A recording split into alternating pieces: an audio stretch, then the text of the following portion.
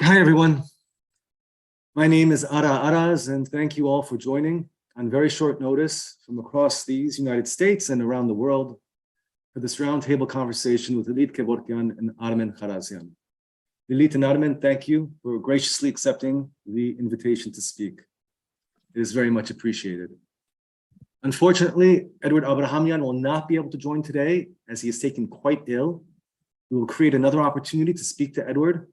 In addition to his impressive professional biography, he is the co-author of a green paper on armed forces reforms that was released earlier this year, and a research fellow with Justice Armenia, which is one of today's co-sponsors.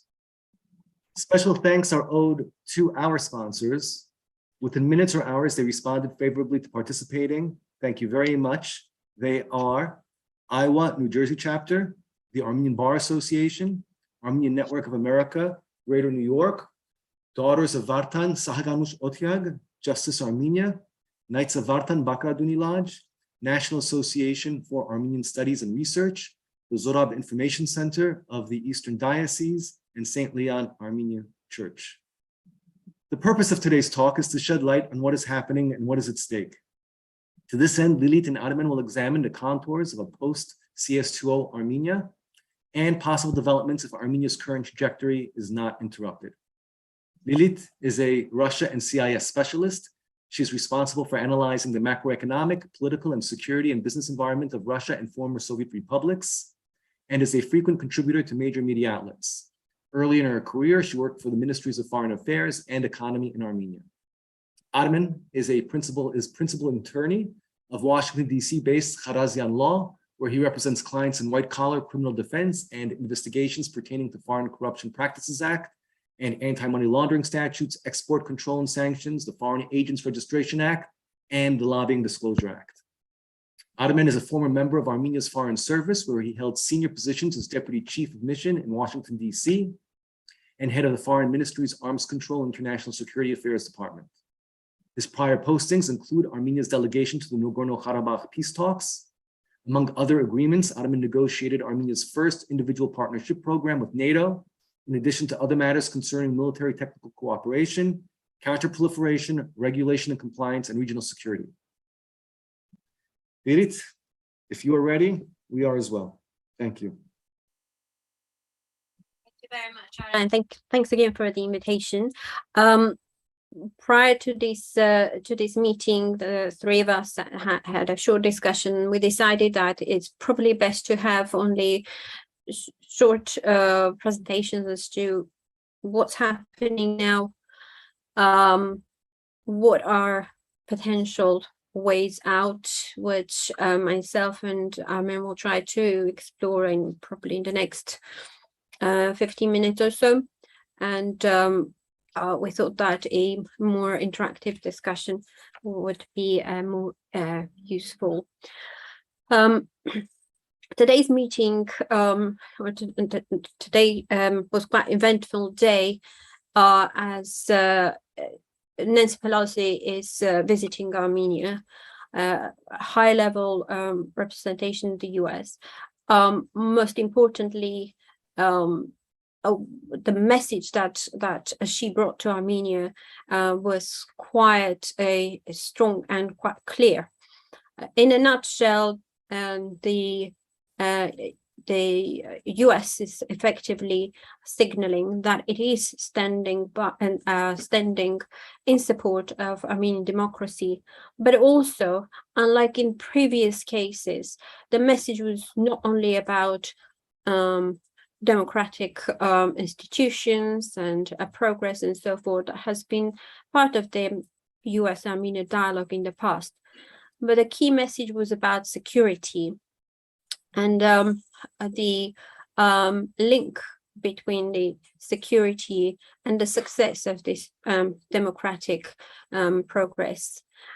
And the key message that I took away was that Armenia needs to formulate its needs to put forward to US and allies. The key message that I got from the crowd, journalists who were representing public opinion, was the concern.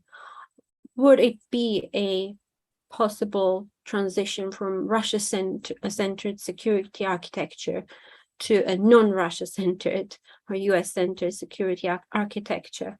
What about the threat, the immediate threat that presents Azerbaijan, and through Azerbaijan also Russia, as well as Turkey? These events are, I think, the Russian, the U.S. delegation, in fact, stated that the visit was planned earlier, but it coincided with dramatic events that took place on the 13th of September.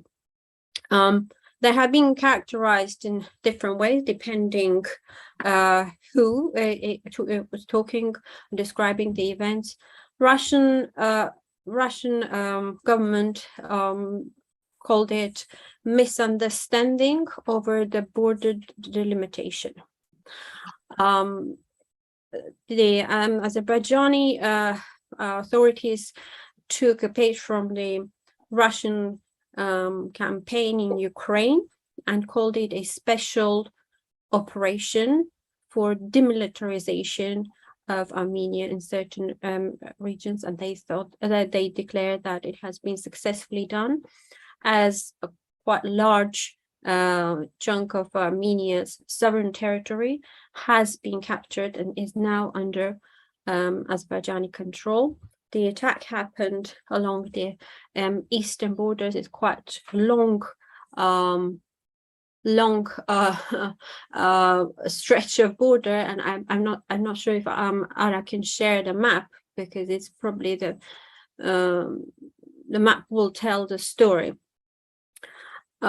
What is quite important to highlight, this is not as a border skirmish.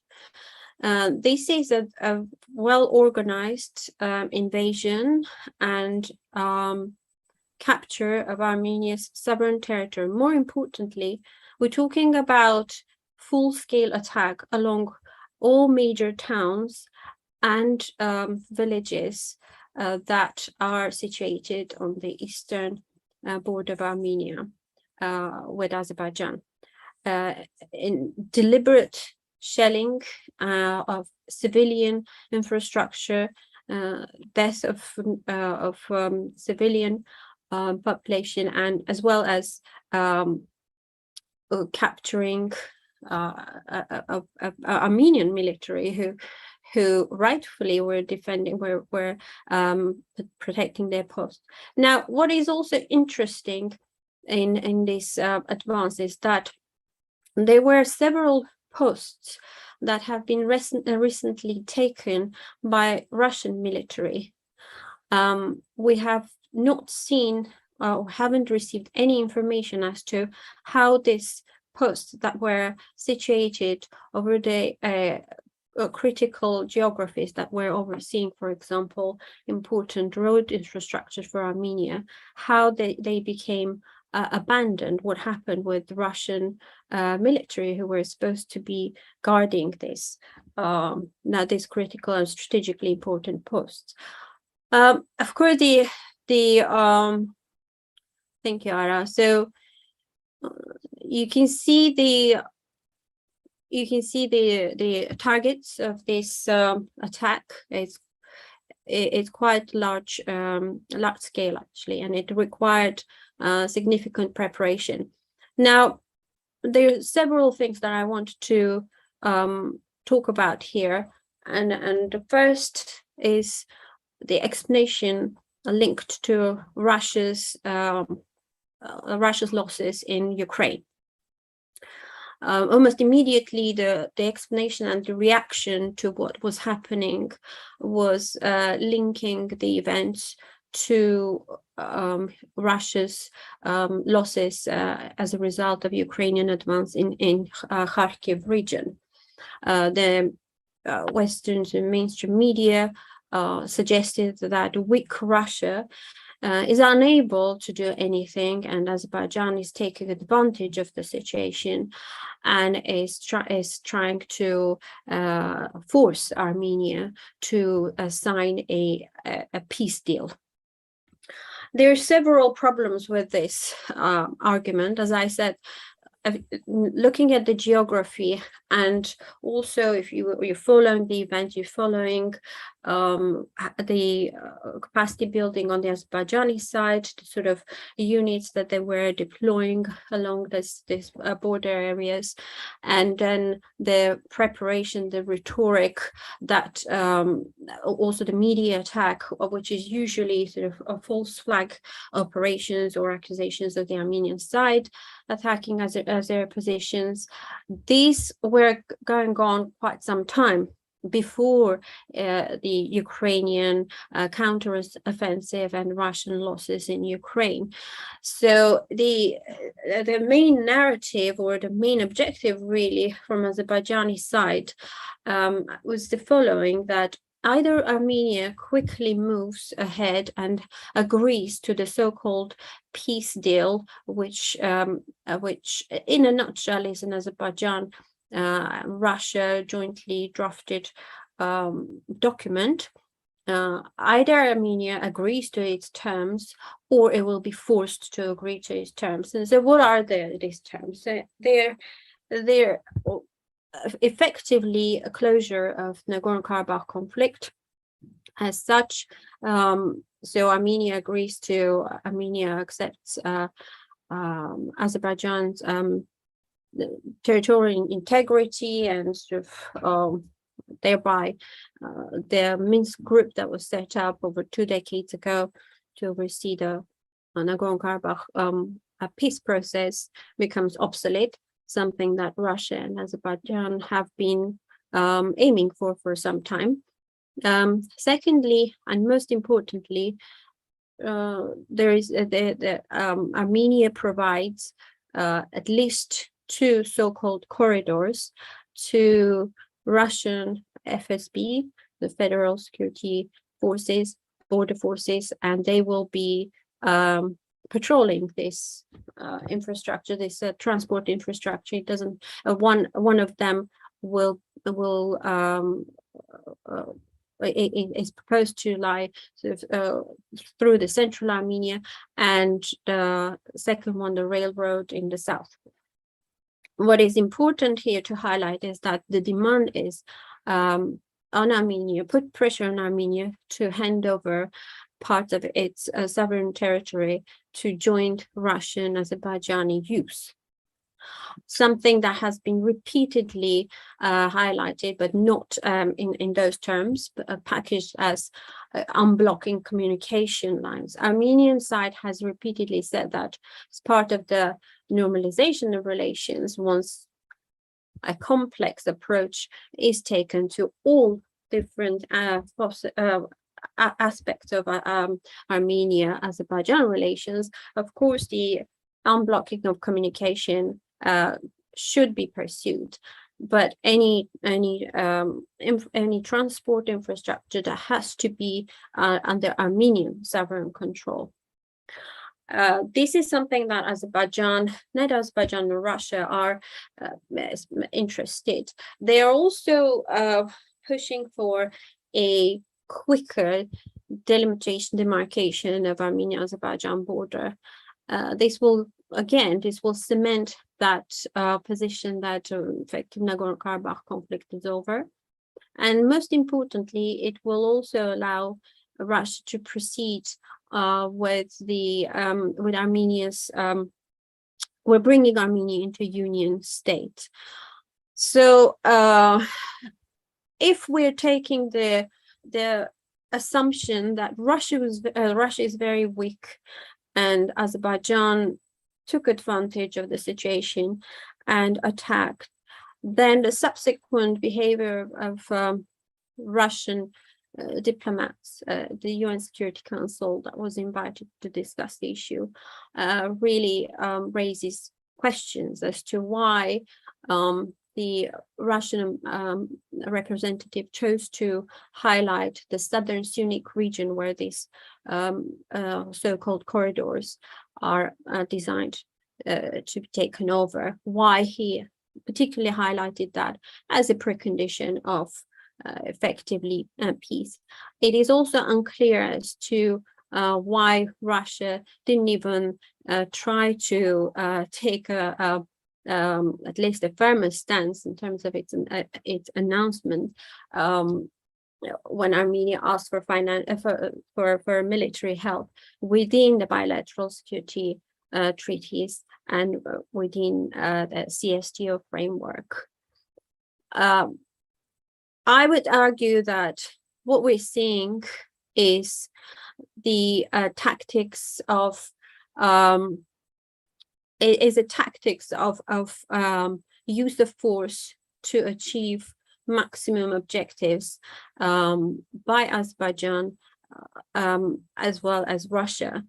At this stage, I think it's clear to many, especially in Armenia, that Azeri forces are effectively act as a whip for Russia. It's the proxy forces for Russia to beat Armenia into submission on several issues. And what this latest escalation and invasion shows us that Armenia is not only in a trap, but it is it has found itself in a position where there is no carrot and stick policy towards Armenia by Russia. It's only stick. It is weak, and it is facing, I would say, that Syrianization, since its sovereignty and its ability to defend itself is becoming weaker and weaker. One critical aspect of this is that it hasn't been able clearly to restore its military capabilities, partially because it is so dependent on imports of weapons from Russia, and as we know, Russia itself has shortages of various types of weapons, and being member of CSTO, a Russian-led security organization, Armenia is facing constraints.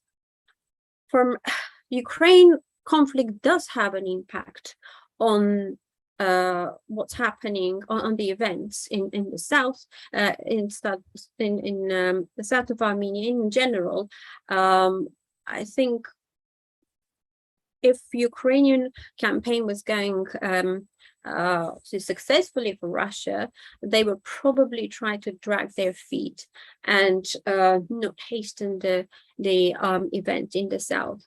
But my reading is that both Russia and Azerbaijan are keen to come to a quick conclusion of the so-called peace deal, which is in a nutshell a capitulation deal for Armenia. This will allow Russia to consolidate its southern rim for Putin, who's heading for presidential elections in 2024 in March. It will be a coup to bring in Armenia into union state. For Azerbaijan, it's great move. I mean, it's great news because weak Armenia that is fully dependent on Russia is an easy target as long as they know how to calibrate their relations with Moscow. One important aspect here is to highlight is that the extrajudiciary status of this potential so-called corridors would allow also a trade, unchecked trade between Turkey, Azerbaijan, and Russia, should the situation escalate further in Ukraine, and if there are any further issues in terms of the transport links via Georgia. This is something that Russia is very much interested in. So I will try to sum up my main points in the next couple of minutes and then pass the floor to Armen. But I would highlight that as we stand, Armenia is facing I would say almost an inevitable threat of a much larger and continued invasion. I think Azerbaijan is using salami tactics to take as much as it can from Armenia. This is the third invasion, but the largest one that we have seen so far. And there have been two others since the end of the 2020 war, and every time it has resulted in Azerbaijan taking territories and positions that have never been, during Soviet times, disputed or under Azerbaijani control. The geography of this movement suggests that there is a clear indication that the southern Armenia is under threat. So I wouldn't even exclude a situation where southern Armenia becomes also cut off from the rest of the country. The rhetoric has also changed. Both the Azer president and Azerbaijani officials often speak about the so-called Western Zangezur region, referring as part of historic Azerbaijan, or a region that they claim to be theirs.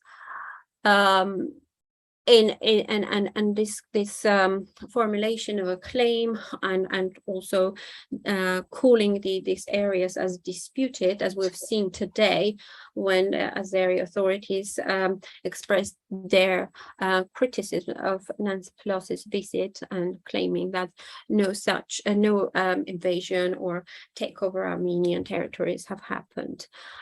This conflict, what we're seeing now, is not really Nagorno-Karabakh conflict as such. This is an expansion of the conflict. This is a path of Syrianization where both Russia and Azerbaijan, together with Turkey as well as Iran, they would wish to see a scenario where they use the so-called 3+3 format that they have come up right after 2020 war, which is Russia, Turkey, Iran, plus Armenia, Azerbaijan, Georgia. Georgia is not taking part in it.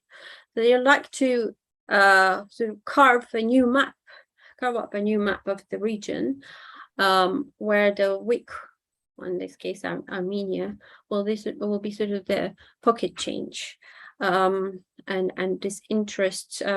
Sometimes they are competing interests, but ultimately the objective is to leave out the West, especially US, from the processes that have been there for decades. Needless to say that if Armenia falls, then the next target will be Georgia. Armenian authorities, as well as the public, is fully aware and realizes what awaits the country. But then I think I will leave it to Armin to discuss what is it that is holding the country back, or its government back, or its political parties back from taking concrete steps to take the country out of this impasse, and how is it possible to minimize the risks of the looming new war, and most importantly, to address that one question that perhaps many Armenians are asking: would it be even worse than now? I personally see what's coming next is effectively the dismemberment of the country and loss of its sovereignty. And the worst is already playing out, but there are historic fears. There are some unjustified and some justified fears that perhaps it's worth exploring. Thanks.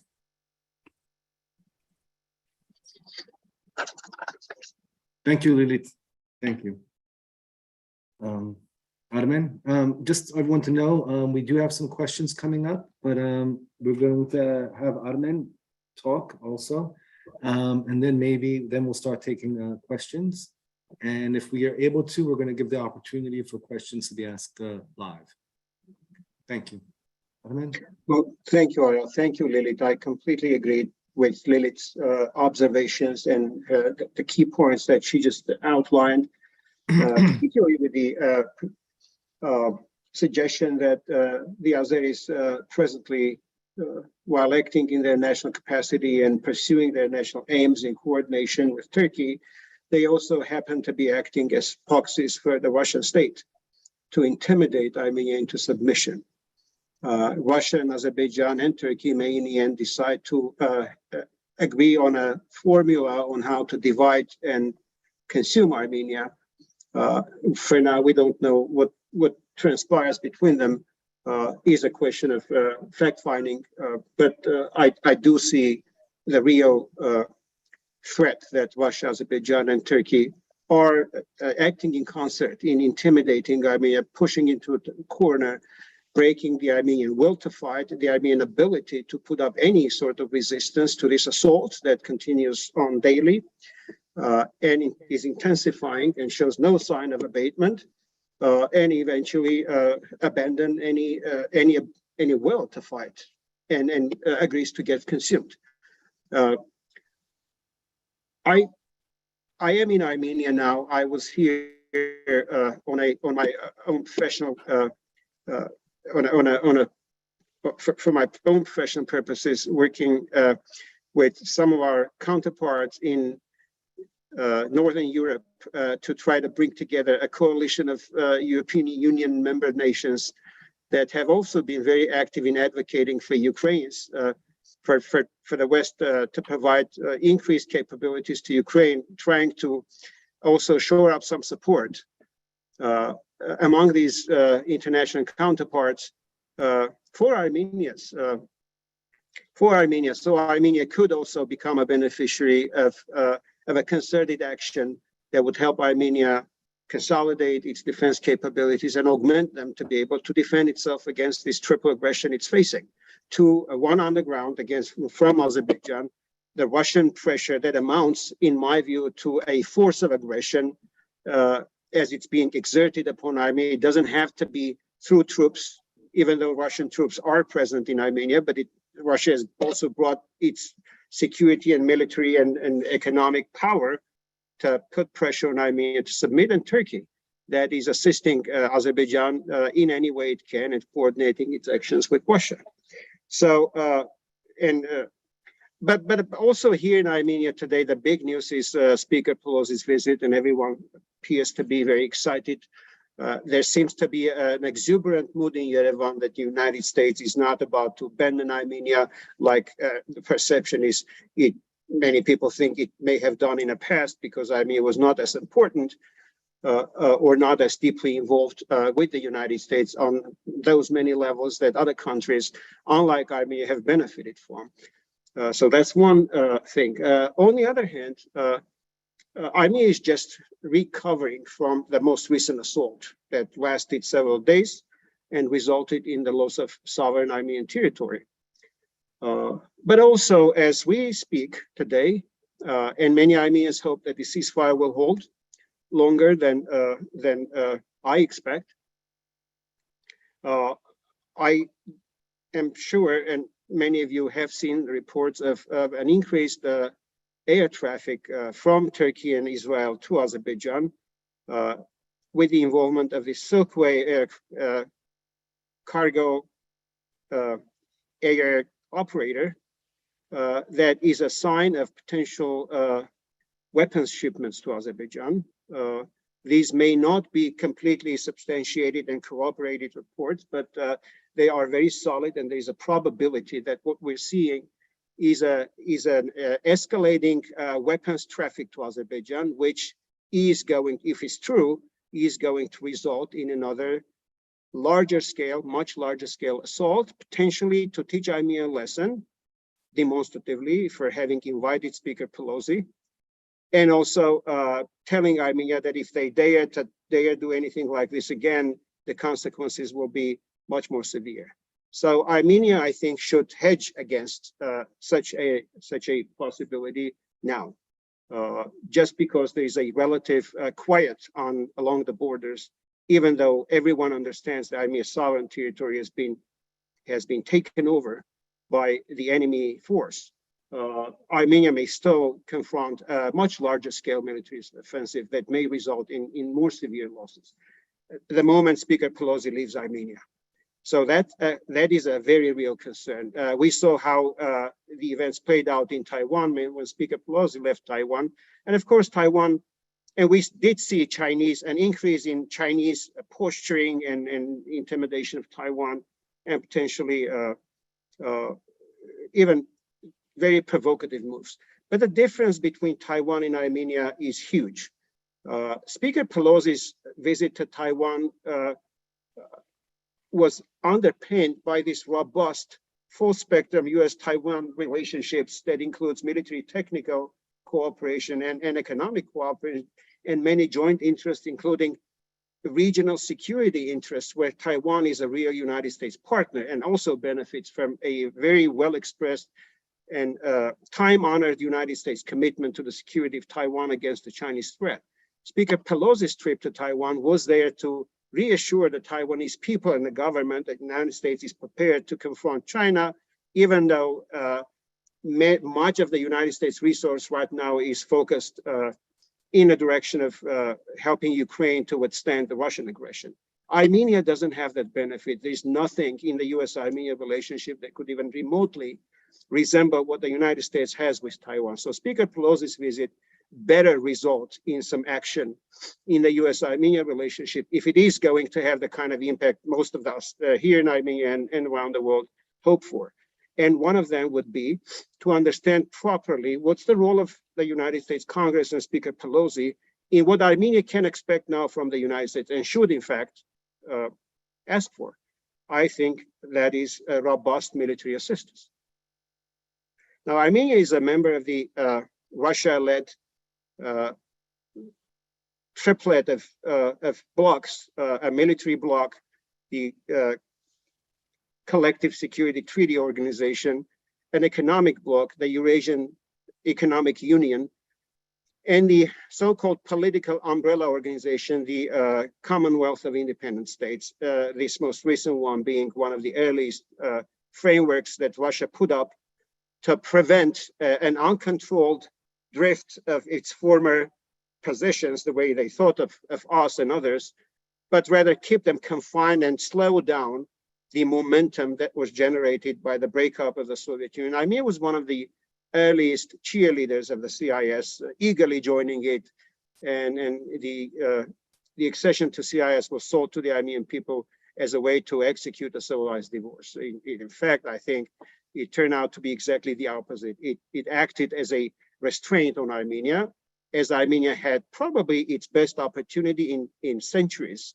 to break away from Russian domination and go out and build meaningful relations with the rest of the world, including political, security, and economic, and exploring its geopolitical rationale free of the Russian shadow.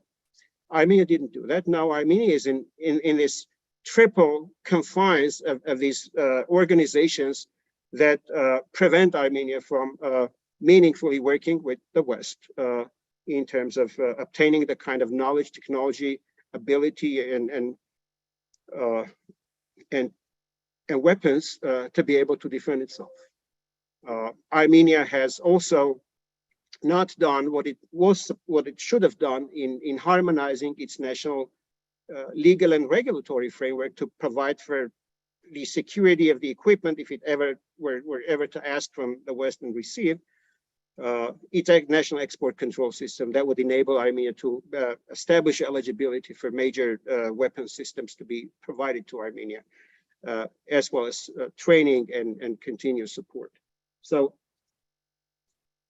Speaker Pelosi's visit is an opportunity to raise these issues just because Armenia hasn't done it. And Ukraine, by the way, has already completed many of these steps that now have enabled them to receive such a large variety of military equipment that is helping them to be successful in the battlefield. Just because Armenia hasn't done it doesn't mean Armenia shouldn't start doing it. The argument I hear against a move like that is that Armenia needs time to do it, and now they have no time at all. Armenia is facing an imminent existential threat from Azerbaijan, and if the Armenians were to also think about that threat in terms of Russia, then that's going to make Russia mad, and Russia is going to retaliate, ending putting Armenia in a much worse situation than it could be if it were to act with a little bit more deference toward Russia. And my question is, how much more deference would Armenia have to display to be able to achieve its objectives? I think the opponents of Armenia's decisive action in the face of this predicament, who think that Armenia should not abandon its existing security arrangements, I think they are mistaking cautiousness and caution with appeasement. Appeasing Russia is not going to solve this problem, it's going to make it worse. And we've seen the evidence of that. As Lilith correctly mentioned, we haven't seen any Russian condemnation of Azerbaijan's aggression against Armenia, whereas we've seen the majority of Western nations who've expressed a position on the Azeri aggression being very clear that Armenia's national sovereignty and territorial integrity is not a subject to any compromise, including any conversations about any corridors whatsoever.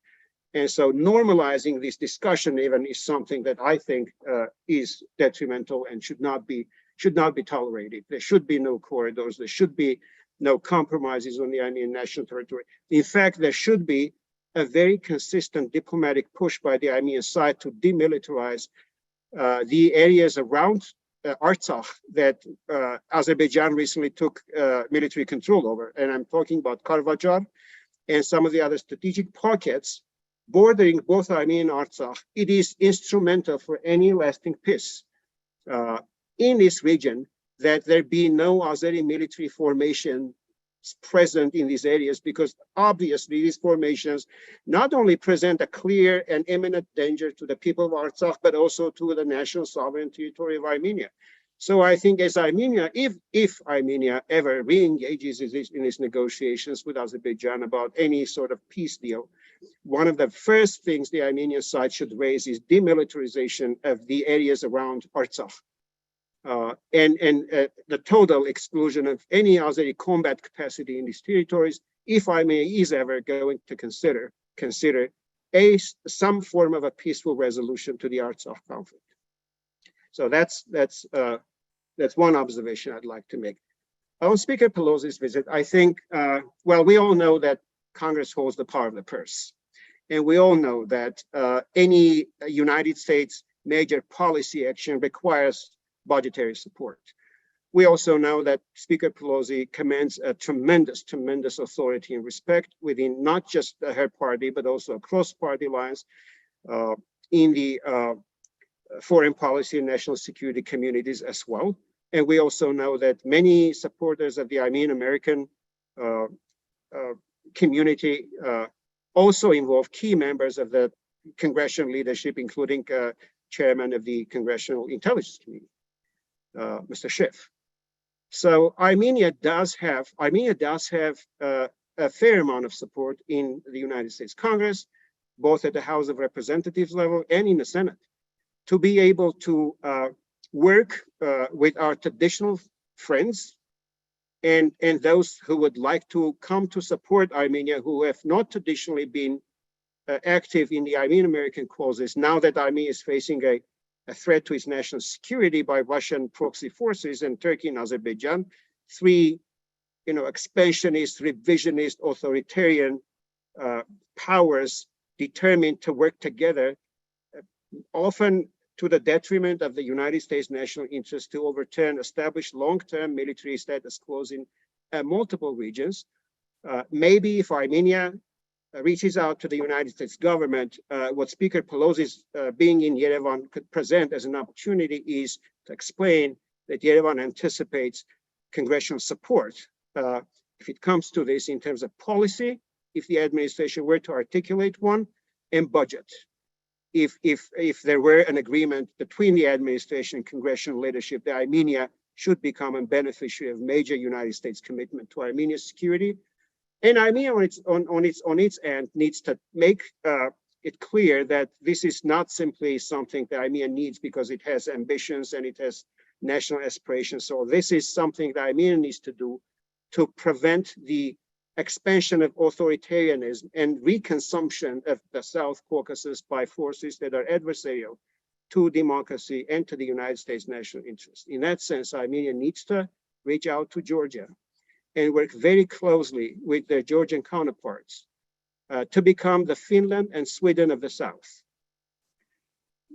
This concept will attract a major support from a group of nations in Europe that have been very central in articulating, advocating, and channeling support for Ukraine from the United States and from NATO. Armenia should also, I think, in that context, be upfront and honest with its long-term security partner, Russia, and at least suspend, if not altogether withdraw from the Collective Security Treaty Organization.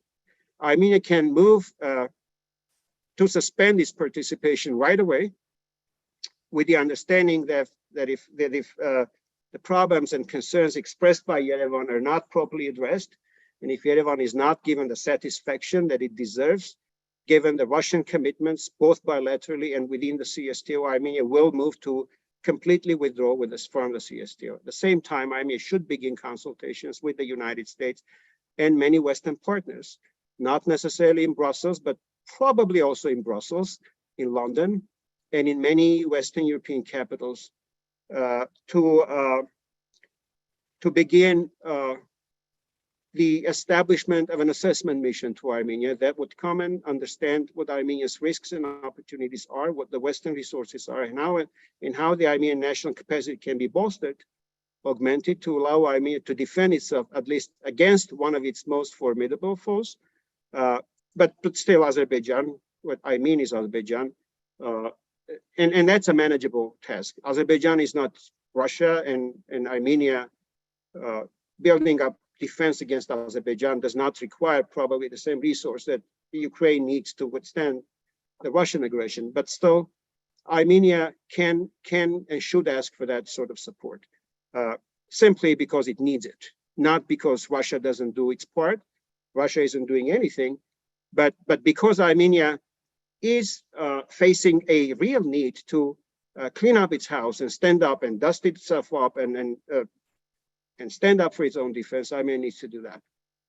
Then I think Armenia needs to engage with Russia on the rationale for the plethora of military, technical, and security agreements that have been in place to provide Armenia the kind of support that they never did.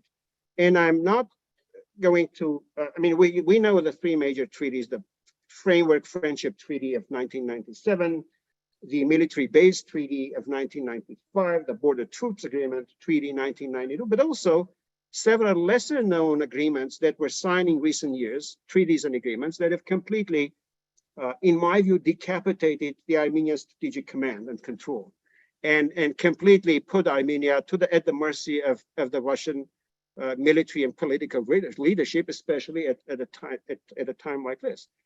We have the Joint Military Planning Agreement of 2000 that refers to the Collective Security Treaty and the Friendship Treaty, bilateral treaty. We have a Military Technical Cooperation Treaty of 2013. We have the Joint Air Defense Agreement of 2015 and a Joint Group of Forces Agreement of 2016. All these agreements were put up there to enable Armenia to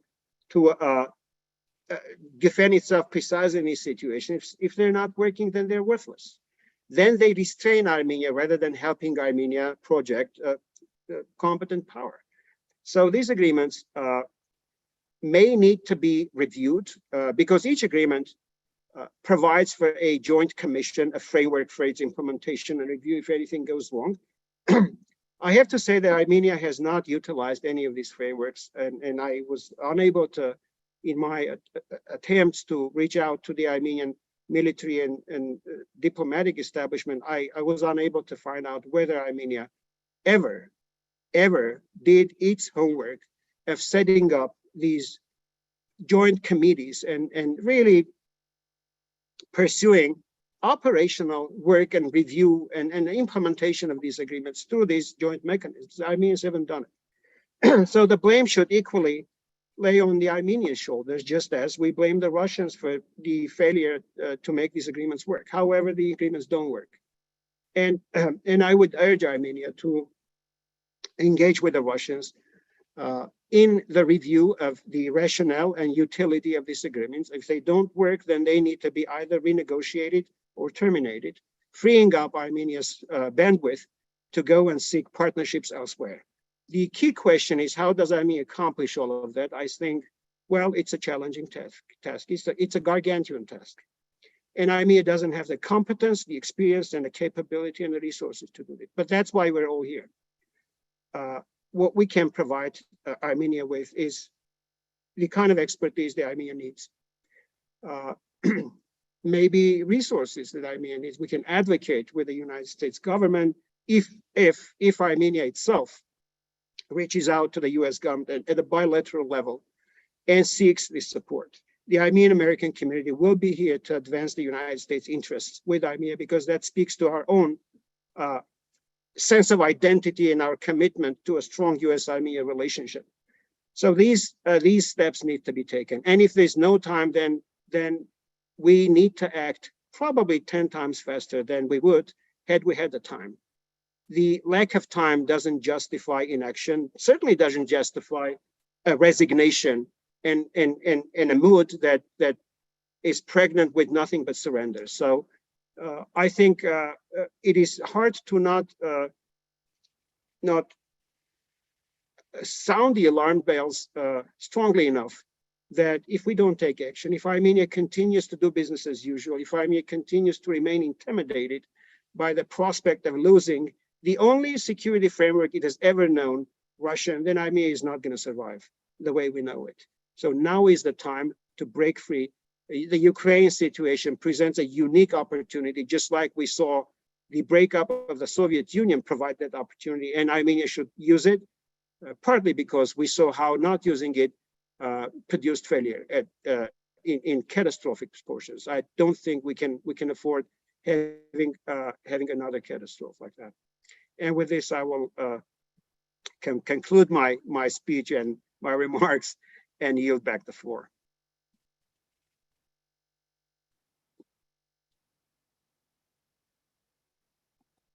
Thank you, Armen. Thank you very much.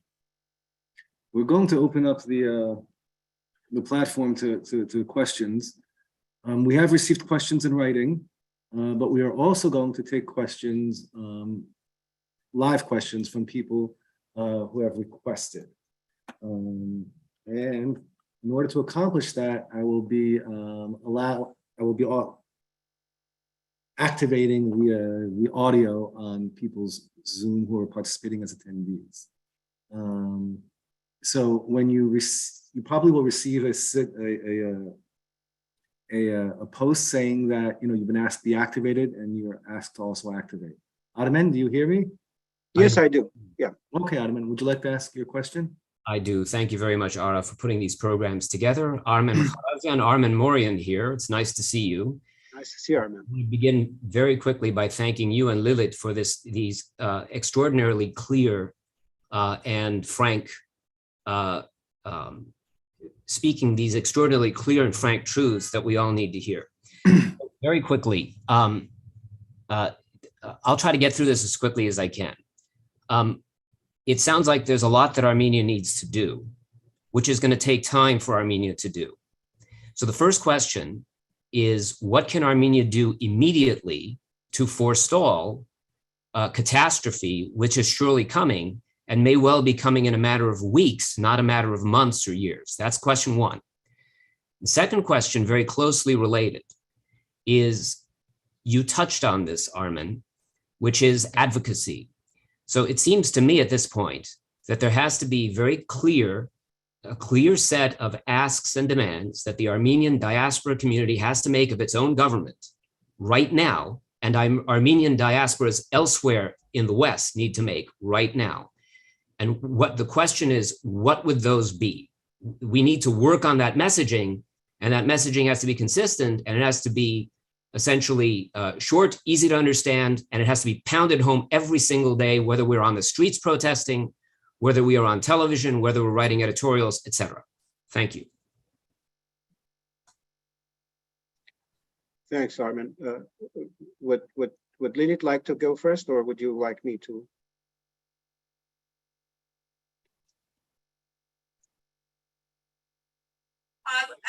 just make one comment, because I know Armen will give a perfect answer. I would just say that what is missing in Armenia's diaspora's argument is the Russian angle.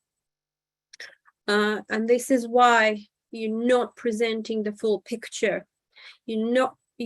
And it has to be very objective analysis. This is not about lobbying. It's about objective assessment of the situation, objective assessment of each country's interest, what they're pursuing, and what it means for in this case for the US interests, what it means for US when Armenia sinks and it's effectively on the way. So and the geopolitical implications for the region, for that emerging European bloc that is now being led by Ukraine, fighting for its freedom. I think we have to understand, and we have to also put in that context, because fears that Russia has, perhaps justified, is, you have a country, Armenia, which doesn't have borders with Russia, but it does have strategic value for Russia. So what do you do to make sure that it doesn't go anywhere, especially when you have troubles in Ukraine? You want to secure your southern flank, and you have a partner, Azerbaijan, and another partner, Turkey, that are ready to help. I didn't talk about Turkey. You have a president who's facing difficult elections. I see that there are threats to Greece, but I think that Armenia is low-hanging fruit for them as well. If there is a joint operation against it, then Turkish president can also claim credit for it and boost his ratings. It's an extremely vulnerable situation that Armenia has found itself, but when you're presenting the case, Armenia's sole interest, I fear, are not enough. But Armenia's fall will have ripple effect for the region and for the interest of other countries that perhaps didn't really care that much. But I think that's something that has to be put forward when Armenians are presenting, and not simply say, not simply talk about Azerbaijan actions. I think that's important. That's all I wanted to say. Sorry, it's been long. I absolutely agree with Lilith on this. I also think that, back to Armen, your first question, what Armenia needs to do, first of all, is to communicate under the urgency of the situation, and which many partners do understand. Western partners, Western embassies here do speak out now much more freely and much more articulately about about the consistency of how they and Armenia perceive the threat Armenia now faces.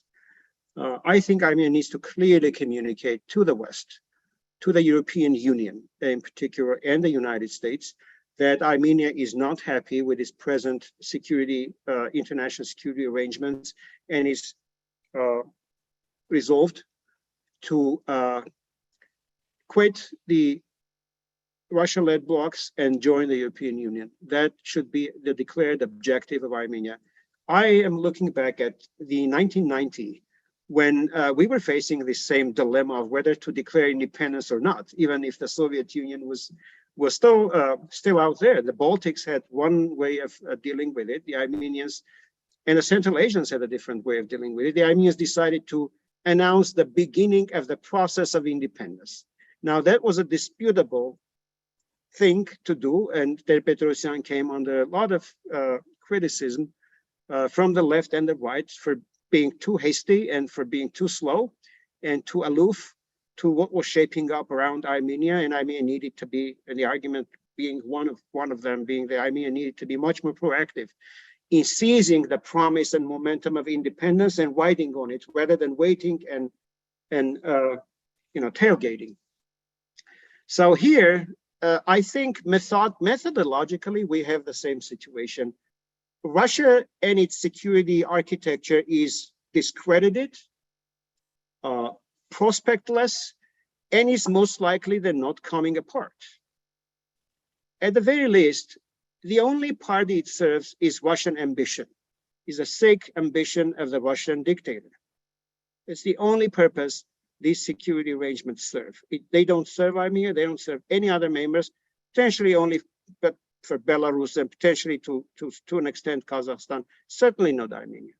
So Armenia needs to make a very clear choice, at least in the Armenian minds, that the CSTO is no use to Armenia. Then go about it methodically, approach its Western partners, declare that Armenia strategically wants to make a strategic pivot to the West and is very much determined to seek membership in the European Union together with Georgia. This has to be coordinated with the Georgians. Once that intention has been communicated, and the next step that Armenia needs to take, maybe even concurrently, is to move to ask for emergency military aid. One of the ways in which Armenia can secure its borders is to seek private security companies with the expressed authorization of the governments of origin to be deployed along the Armenian border for at least 6 months. And as they're getting deployed, also train the Armenian forces, fighters, in their trade, so that when the time comes and the security companies leave or Armenia no longer wishes to pay for them, the Armenians have the ability and infrastructure to defend their border. Homeland defense is the key, one of the key things the Armenians need to do right now. And there's no need to wait for Russian permission to bring private security companies because these are contracts. Armenia is free to enter into contracts and is free to pay any security company, bring them, deploy them. Azerbaijan does that.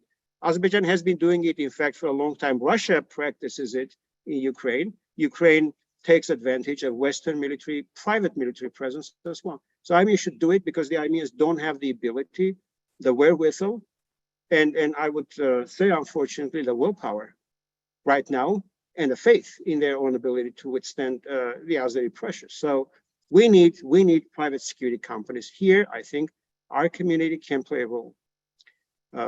But unless Armenia itself expresses its intention, we're not going to be able to do much. So there's no room here for improvisation. The second thing is once Armenia is able to communicate that and work relentlessly on getting that assistance, Armenia needs to take steps to meet the eligibility criteria, at least on a provisional basis, that would enable the deployment of these troops and this training. And then Armenia needs to take a longer-term action plan, very seriously, develop one with the United States on how this initial provisional aid that's intended to help Armenia stand on the water, not go under it. And then how it's going to transition into a longer-term capacity building effort. And eventually, I believe Armenia's accession to NATO should be on the horizon. It should not be a blasphemy to talk about it because that's the only way Armenia can find relative security against Turkey, Azerbaijan, and Russia, no matter where each of these countries end up.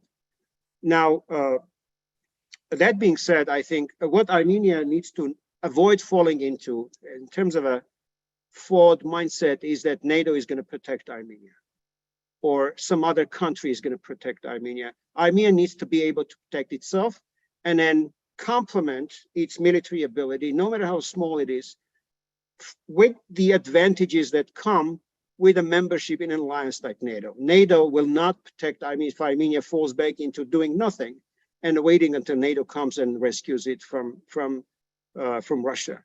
That's not happening.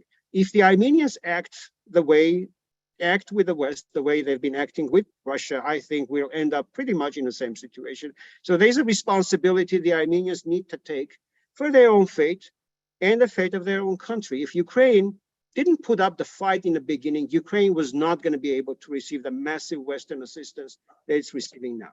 So that's the way I would handle it if I were in charge of Armenians making decisions for Armenia. I hope I answered both of your questions, Arman. Sorry if I missed anything.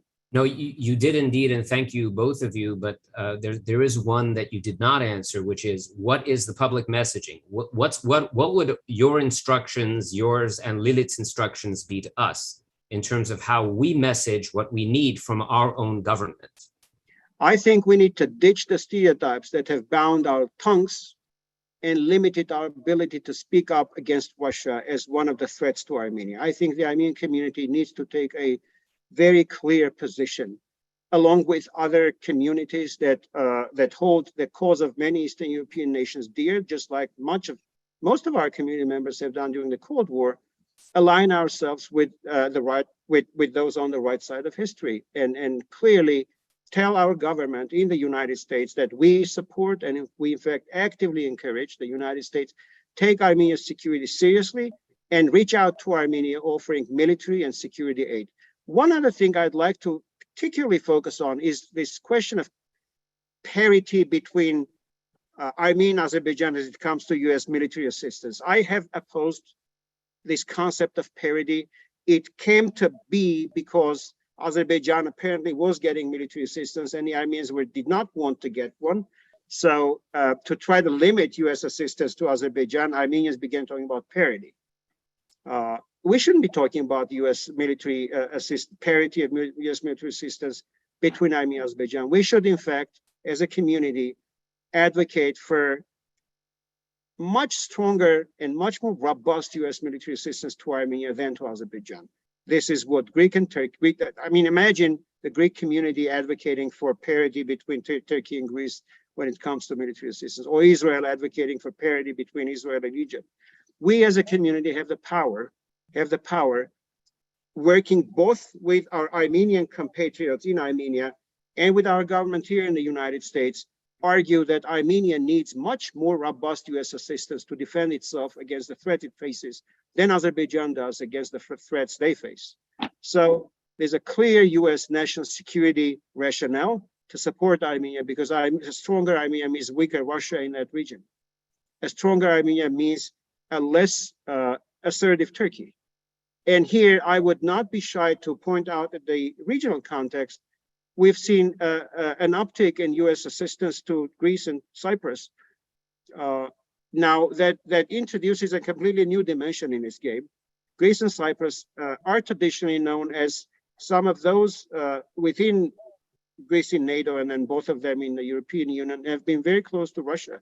Cyprus was in fact a target of US trade restrictions, defense trade restrictions, for its coziness to organize Russian crime money and its openness to Russian military vessels to enter its ports. Now Cyprus appears to be working with the United States. They were upgraded from export control list B, I believe, to list A 2 years ago, and Cyprus is now able to receive military assistance. I would not suggest that that assistance might be on par with NATO, but it certainly signifies a very important shift in dynamic when it comes to the United States commitment and engagement with both Greece and Cyprus. My understanding of it is that there's a very serious concern about how the United States takes action to prevent Turkey's monopolization of the benefits that come from being a NATO member and then making itself the superpower of the Mediterranean, North Africa, and Southern Europe. So in that context, Armenia and Georgia do have a role to play. Then, assuming that the Iranian issue may get resolved and the United States may become more open to seeing Iran as part of a larger positive political effort in that region to bring peace to the Middle East, I think Armenia and Georgia could well be placed to articulate for a rationale for that region that would be anchored in establishing a strategic corridor between the Black Sea and the Persian Gulf. And Armenia should play a role in it, along with Georgia. And if that were to materialize, this would have a much more strategic regional impact, cross-regional impact in world politics than Baku-Ceyhan, because it will in fact bring Ukraine close to Dubai, and Armenia would be right on that axis. So, and this assuming that the U.S.-Iranian relationship really presents itself as something that's capable of improvement. But other than that, I think European Union is a clear perspective that Armenia should pursue. And we here in the United States should encourage our government to support Armenia's aspirations. In fact, encourage Armenia to speak up and be much more assertive about embracing the opportunities that history now presents. Thank you, Armen. Armen and Lili, we have many questions. And I'm going to give a written question, and then we're going to take Catherine's question. But in the interim, Lili, you sent me a map, so why don't I'm going to share my screen so we can show that map. Thank you, Ara. While you're sharing it, there was a question about whether there are any troops now Yes. present in Armenia. Yes, there are. Azeri forces are standing only 2 kilometers away from the town of Jermuk. The town is nearly empty. Most of the villages are empty. Today they circulated a video where effectively the entire southeastern coast of Sevan is now exposed to, if there's a next attack, you can see how they're going to advance, where they can advance. The purple line here is what is now within their the reach of their artillery, so it's effectively half of Armenia, central and southern part. The yellow lines is where they have been advancing. There are other maps as well. In total, since 2020, unrelated to Nagorno-Karabakh conflict, after the ceasefire, through these incursions, 300 square kilometer of Armenian sovereign territory is now occupied by Azerbaijan. Simultaneously, in the south, Russian troops have moved in, and the reports that they have tried to cordon off the south, the entire perimeter along the Iranian border, trying to establish their control. But the government is not communicating clearly what's happening. But after May 2021, Azerbaijani incursion and capture of new territories again within southern Armenia, Armenian government was forced to gift by law positions near Goris. So again, the strategic heights have been handed over to Russians, and these are sort of the entry points of this so-called corridor. So we shouldn't really use the word because it sort of normalizes it, as Armin said. But the rough estimate is that 300 square kilometers are gone now. The Azeri side are also now talking about demilitarization of further territories adjacent to what they've taken. On the Armenian side, there's no discussion even about pulling back. One thing that I would say that when urging a reaction to what is happening is, this creeping annexation. It's very much like what Russians were doing in Ukraine. Identical tactics. So the demand has to be pulled back or consequences. And I think, sanctions or threat of sanctions is perhaps the most effective tool when it comes to blatant violation of sovereignty.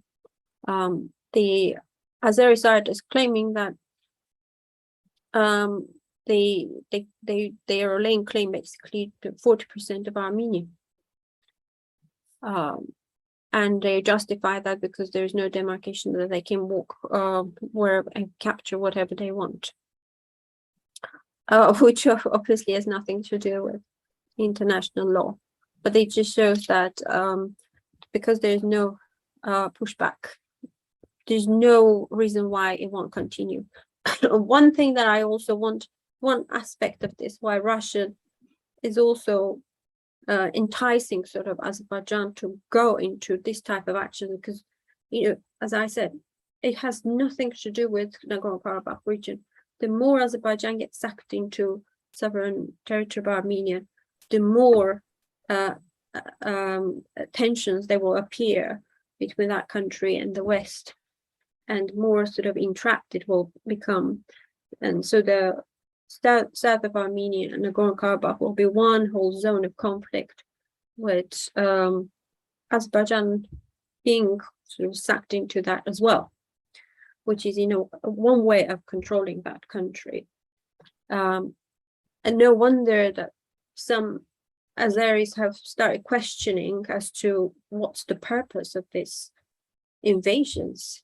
I mean, a vast majority are jubilant, and the atrocities that have been recently committed have been celebrated. But some lone voices have questions to what is the consequence of what their actions of the Azeri president. If I may add, if I may make a piece of, I would, in response to Armin's questions, very quickly, two things. Armenia could benefit from, if Armenia asked the United States for information sharing, intelligence assistance, to the extent the United States is able to do that. And that's number one, on a provisional basis, and also logistic assistance. Armenia should be able to minimize Azerbaijan's ability to engage and can carry out this international trade in arms. Disrupting this logistics network, I think, and degrading Azerbaijan's international abilities, at the same time augmenting Armenia's, could be something that I think is very doable. It depends on how well organized the Armenians and their international partnerships can be. Thank you. Is there a risk that if Armenia renounces the CSTO, that the Russians will give Azerbaijan a green light for maximum military action that so far has not happened? I think the Russians have, they're acting under an understanding with the Azeris that they work in concert. And I'm not sure what the maximum green light would be striking Yerevan. If they're able to do that, then they're going to do it one day, unless Yerevan submits. So if we are going to back down against that prospect, I would say then our entire conversation is pointless. The Russians may or may not give the green light. It doesn't relieve us of the obligation, responsibility to stand up and prevent whatever catastrophic scenarios Russians and Turks can conceive. It is our responsibility. We can't run away from that. Thank you. Self-defense is a fundamental, inalienable right, and no one can take it away from Armenia. Armenia should exercise it in full and with fullest conscience. Kathy, you want to unmute yourself? My question was answered. Thank you. Oh, you're welcome, Kathy. You're welcome. Okay. Okay, here we have, is Georgia a model of how to leave Russia and look west? I think there's an element of sarcasm in the question. I'm not sure if Georgia should be taken as a model. Georgia is a partner, is the most convenient partner Armenia can have to multiply the impact of its own national bid to join the European Union. With Georgia, Armenia will have an easier time, and Europe will have a greater understanding of the needs in a regional basis rather than going one by one. And it offers some strategic depth. I'm not sure the Europeans want Turkey in, and if Armenia were to go alone, that might present an obstacle. But with Georgia, Armenia and Georgia can provide the kind of territorial contiguity that Armenia would not if Armenia were to go alone. Thank you. Thank you. Ambassador Evans? Thank you. Can you hear me now? We can hear you. Okay, I just have a couple of comments. I agree with Armin's point that Armenia does indeed need to defend itself. That is a right of every country, and it also is a duty to do the best for oneself in order to attract the help of others. But a note of caution here. Everyone has followed the visit of Speaker Pelosi and the things she said and others in the delegation have said. But a note of caution in this sense, we are facing in the United States a midterm election in early November. It is entirely possible, no one knows yet, but it's entirely possible that the Republican Party may make large gains. It's even possible that they may take the House. But whatever happens, I would not underestimate the difficulty of moving the American bureaucracy. It's one thing to get approval from members of the Armenian caucus who are from California in particular and who sit in the House, but to turn around the ship of state, so to speak, there are many people working on the other side who are accusing Armenia of being allied with Russia and Iran. Now think about that. There are few countries today that occupy a more sinister space in the American imagination than Iran and Russia. Now, I'm not speaking for myself, and I'm certainly not speaking for the US government, but I would just urge a very sober review of what Armenia's true possibilities are right now. It may be, and I'm just throwing this out, it may be that Russia will honor its obligations, which are not only through the CSTO, they're also bilateral. And for a very long time, Armenia has had a successful, relatively successful relationship with Russia. It goes back even over 100 years.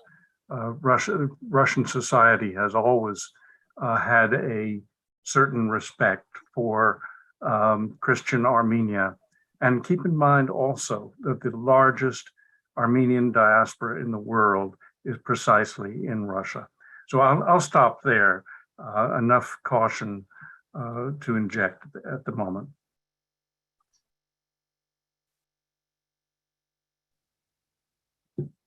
Thank you, Ambassador. Point well taken, Ambassador. Caution is always a good counselor. I would like to suggest that complements the picture you just presented is that, of course, understanding risk is paramount to any potential failure or success when one engages in exercise like that. But that risk exists within the broader framework of opportunity. So understanding opportunity and understanding risk and mitigating that risk, taking steps to mitigate that risk lest those opportunities get missed, I think is what I was arguing for. I think what Lilith is arguing, what Armenia should do. But again, there's another risk calculus that involves the risk of staying within the Russia-dominated organizations versus the risk of quitting them. Now, that risk should be also carefully weighed and to see which one outweighs which, and then put that in the context of opportunity and opportunity cost, and then tie our objectives with our resources. And then we could have a proper strategy. I think it will be much more meaningful, much more deliberate. So, but your point is well taken, with the exception of the in Russia has, I would not be as comfortable with the comment that you made about Russia's proximity, spiritual proximity to Armenia. That has not proven a very effective tool as Armenia has faced this political and security threat from Russia to its nationhood. But in all other respects, certainly your very informed and insightful comment about US political and US politics should be taken with due diligence and integrated into whatever policy Armenia chooses to develop. If I could briefly comment, again, of course, one of the reasons why Armenia and Armenian political classes so startled in some ways and is unable to make a move or take decisions precisely because of those fears and concerns. Very often you would hear references to what happened with the US engagement in Afghanistan, for example, and so forth. The risk, mapping the risks is extremely important. But I think one oversight that has that I see, especially in diaspora, for years and even now, is understanding modern day Russia and the sort of political ideology that has taken over. That ideology or strategy is Eurasianism. And Eurasianism is a marriage of Orthodox Russia with Turkic Muslim countries led by Turkey. In diaspora, they're seen as competitors or enemies. When you interact with Russians, when you actually speak to their policymakers, to their academics and experts, it is very clear that they see that it's a dynamic, competitive cooperation. But ultimately, the two are united with their notion of sovereignty or independence from the West. And this is why loyalty or hopes that there is a civilizational affinity, that is no longer the case. Of course, there are also other aspects of the Russian oligarchy extremely closely tied with, for example, Azeri oligarchy or the Azeris' role in bringing Turkey close to Russia. These are elements that have not been discussed, but they're very important elements.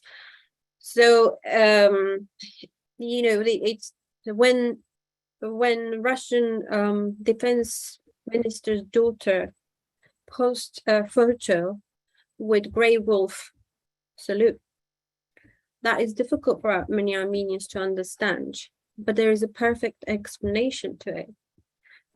All you have to do is read, not Dugin, who seems, is a bit exaggerated his role, he's more of an outsider, but the policymakers, they're very pragmatic in some ways, and they think that they have found good partners, strong partners, and Armenia, as they put it, is a nuisance and inconvenience. So I don't think that at this stage, going back and I'm hoping that there is a shared history and that will help Armenia. That we have to be realistic about that. That is also a risk, by the way, because it's a miscalculation to my mind. On the other hand, I think there is a lot of cautiousness on the Armenian side, as because there is the influence campaign of also Russian influence campaign that the West is Turkey. The West is Turkey. If you go to West, that is Turkey. Georgian model is often presented as Turkification of Georgia, for example. So there is a lot of mistrust in that sense as well. So I would say that there is significant cautiousness when it comes to this sort of decision. But I do agree in terms of the various factions and various groups in DC, for example, who have different view on the region. One development, and I will bring this back again to Ukraine, is that the policy making on the region has also moved to capitals of Poland, their or Baltics, the Ukraine. These are countries that are that that perhaps do not have a lot of weight, but they make a lot of noise, and they do have some influence as well. And they're coming together as a bloc. And I think in the future, this bloc will become more and more solidified. Ukraine's reaction, for example, to Azerbaijani recent invasion was quite interesting. Traditionally, Armenians see them that they are aligned and they're together against Russia. It was very measured, and there was also a very clear message saying that Russia is not a good mediator for you, implying that this cozy arrangement that is emerging, especially between Azerbaijan and Russia, is not going to be very beneficial. So I would say that one last thing, that Armenian diaspora has a role to play. Armenian diaspora has resources, and also has resources of influencing, of shaping the agenda, and also finding that strategic importance that Armenia has, not only for one party, but for US and also its allies, as I said, in Europe. If Armenia falls, it will have repercussions. And I think that's one thing that has to be also clearly put forward. I'll stop to save time.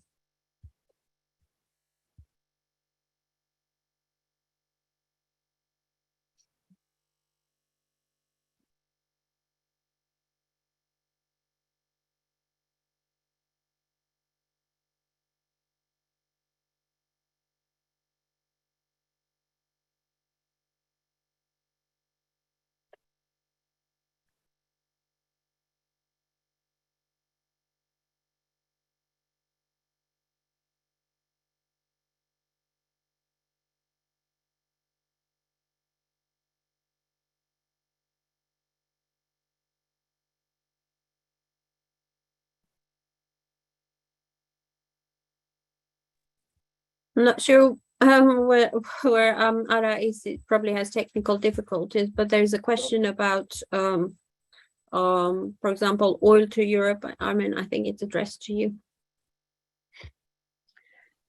Yes. Is the question about the Azerbaijani European deal? I'll read it for you. It says, can Armen comment on Azerbaijan's ambition to substitute Russia in supplying oil to Europe?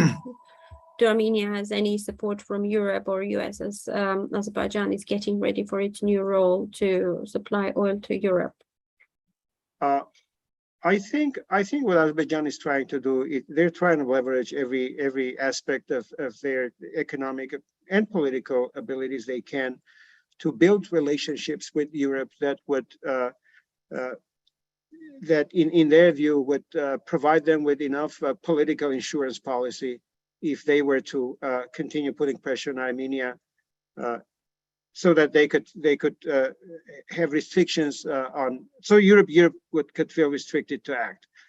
And in here, Azerbaijan would like to present itself as more of an important agent than it is. What Armenia can do, I think, is look, energy security and energy sufficiency are two things that Armenia has faced since its independence. And one might argue that Armenia seems to have achieved energy sufficiency, but that sufficiency has been achieved at the expense of its energy independence, as much of Armenia's energy sector, both distribution, generation, supply sources, and all, appear to be either Russia-controlled or Russia-owned. Where this can be changed is Armenia's action to build a nuclear power capacity, and since Metsamor is also going to be decommissioned, every nuclear power station has a technical lifespan. Metsamor has been extended on a number of occasions, and eventually it's going to be decommissioned because it's an aged technology. Even though it's one of those technologies that is safer than Chernobyl was, or some of the other Russian-built nuclear reactors across Europe are. Metsamor is pretty safe, but again, its life is limited. So Armenia who recently signed a strategic memorandum of understanding with the United States that provides for the likely construction U.S. assistance to Armenia in building and operating a nuclear power plant. My understanding is these are small scale modular nuclear power units, is a very good start. Now, a government to government memorandum is not a commitment, not an obligation on either party. And it certainly is not where the parties need to be in terms of industry to industry involvement and international compliance, where one starts thinking about actually beginning the construction. And there is a timeline for any construction to occur from design to launch. But Armenia needs to do it now without any further delay. The political willingness is there. The understanding is there. I think the United States government is very open. Last time I think we spoke in a forum like this, we were arguing that the United States would be open to providing Armenia with nuclear technology, and that proved true. The US did sign this agreement. So Armenia needs to rapidly move to working with the US in identifying potential suppliers of that technology and quickly deploying them to Armenia so that it could safely decommission Metsamor and then increase the share of non-Russia generated energy in its energy balance. So the second thing Armenia should do, as I think, work with regional partners, potentially Iran, and I'm going to explain a little bit why I think this could be something not out of the ordinary, to increase the capacity of its existing network, pipeline network with them. That would enable Armenia to receive gas from Iran rather than from Russia through Gazprom. Azerbaijan, for instance, has an arrangement, the Shah Deniz field, where the Iranian National Oil and Gas Company is a 10% partner. And for that arrangement, Azerbaijan has sought and received a special exemption under the Iran Sanctions Act. That exemption has been maintained and extended to Azerbaijan several times as the act was suspended and then reintroduced. So since Azerbaijan has an exemption that enables it to work with Iran, so should Armenia, because the purpose of Armenia seeking a closer energy arrangement with Iran would be not enabling Iran to sell its energy, but primarily the impact would be for Armenia to attain greater independence from Russia, which is precisely a very important US national security and economic objective. The third thing Armenia should do is to provide for an energy strategy that increases the share of electricity in Armenia's energy balance versus fossil fuels, particularly by encouraging the import of electrical vehicles, particularly also by encouraging efficient energy policies. So all of these are measures that will make Armenia much more energy sufficient and enable it not to compromise its energy independence and rely on Russia to be able to be energy sufficient. Armenia should also invest in research, in energy accessories and technologies that would enable others to use and achieve energy sufficiency, and in fact should become a champion in these technologies. So with these measures, I think energy independence, energy sufficiency can be achieved. And hopefully, when the right conditions permit, Armenia should also be able to become an important transit destination for regional pipelines. And those pipelines would provide a measure of energy independence and leverage as well, just like Azerbaijan has done. Thank you, Armen. I would also suggest Armenia to project very serious thinking on whether it could establish itself as a consumer of and processor of liquefied natural gas. LNG is becoming a subject of immense importance in Europe. Europeans are preparing for the LNG becoming a becoming a larger part of the energy that European Union uses. And there are two major producers of liquefied natural gas, one the United States, the other Qatar. What I would like to see Armenia do is to potentially explore buying a terminal on one of the Georgian Black Sea ports, operating it to receive LNG, and then building the infrastructure with Georgia to ship it to Armenia, and then introduce it into the Armenian energy system. Jumping into the LNG game early on is critical, especially as the LNG market is going to become more and more restricted as nations start trading in futures contracts with respect to LNG. I think we're looking at something like 2027. There was a study that some of the Armenian energy companies I know have been very seriously thinking, but the Armenian government has not made a decision on this, and they need to be aware that this is an option, but also a strategic opportunity. Thank you, Armin. I unmuted Sevan. I'm not sure if it's Sevan though. Yes. It could be someone who signed in as Sevan. Okay, we'll take another question while that happens.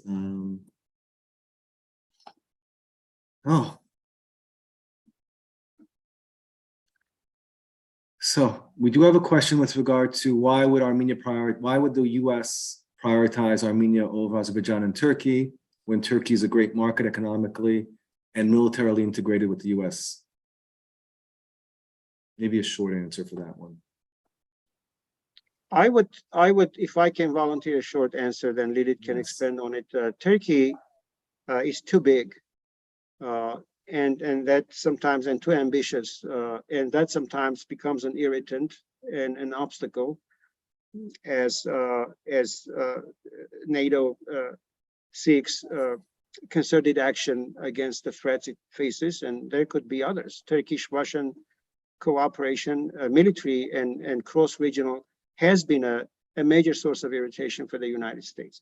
Now, that doesn't mean that Turkey is going to lose its importance altogether, or the United States would like to see Turkey out of all of these arrangements.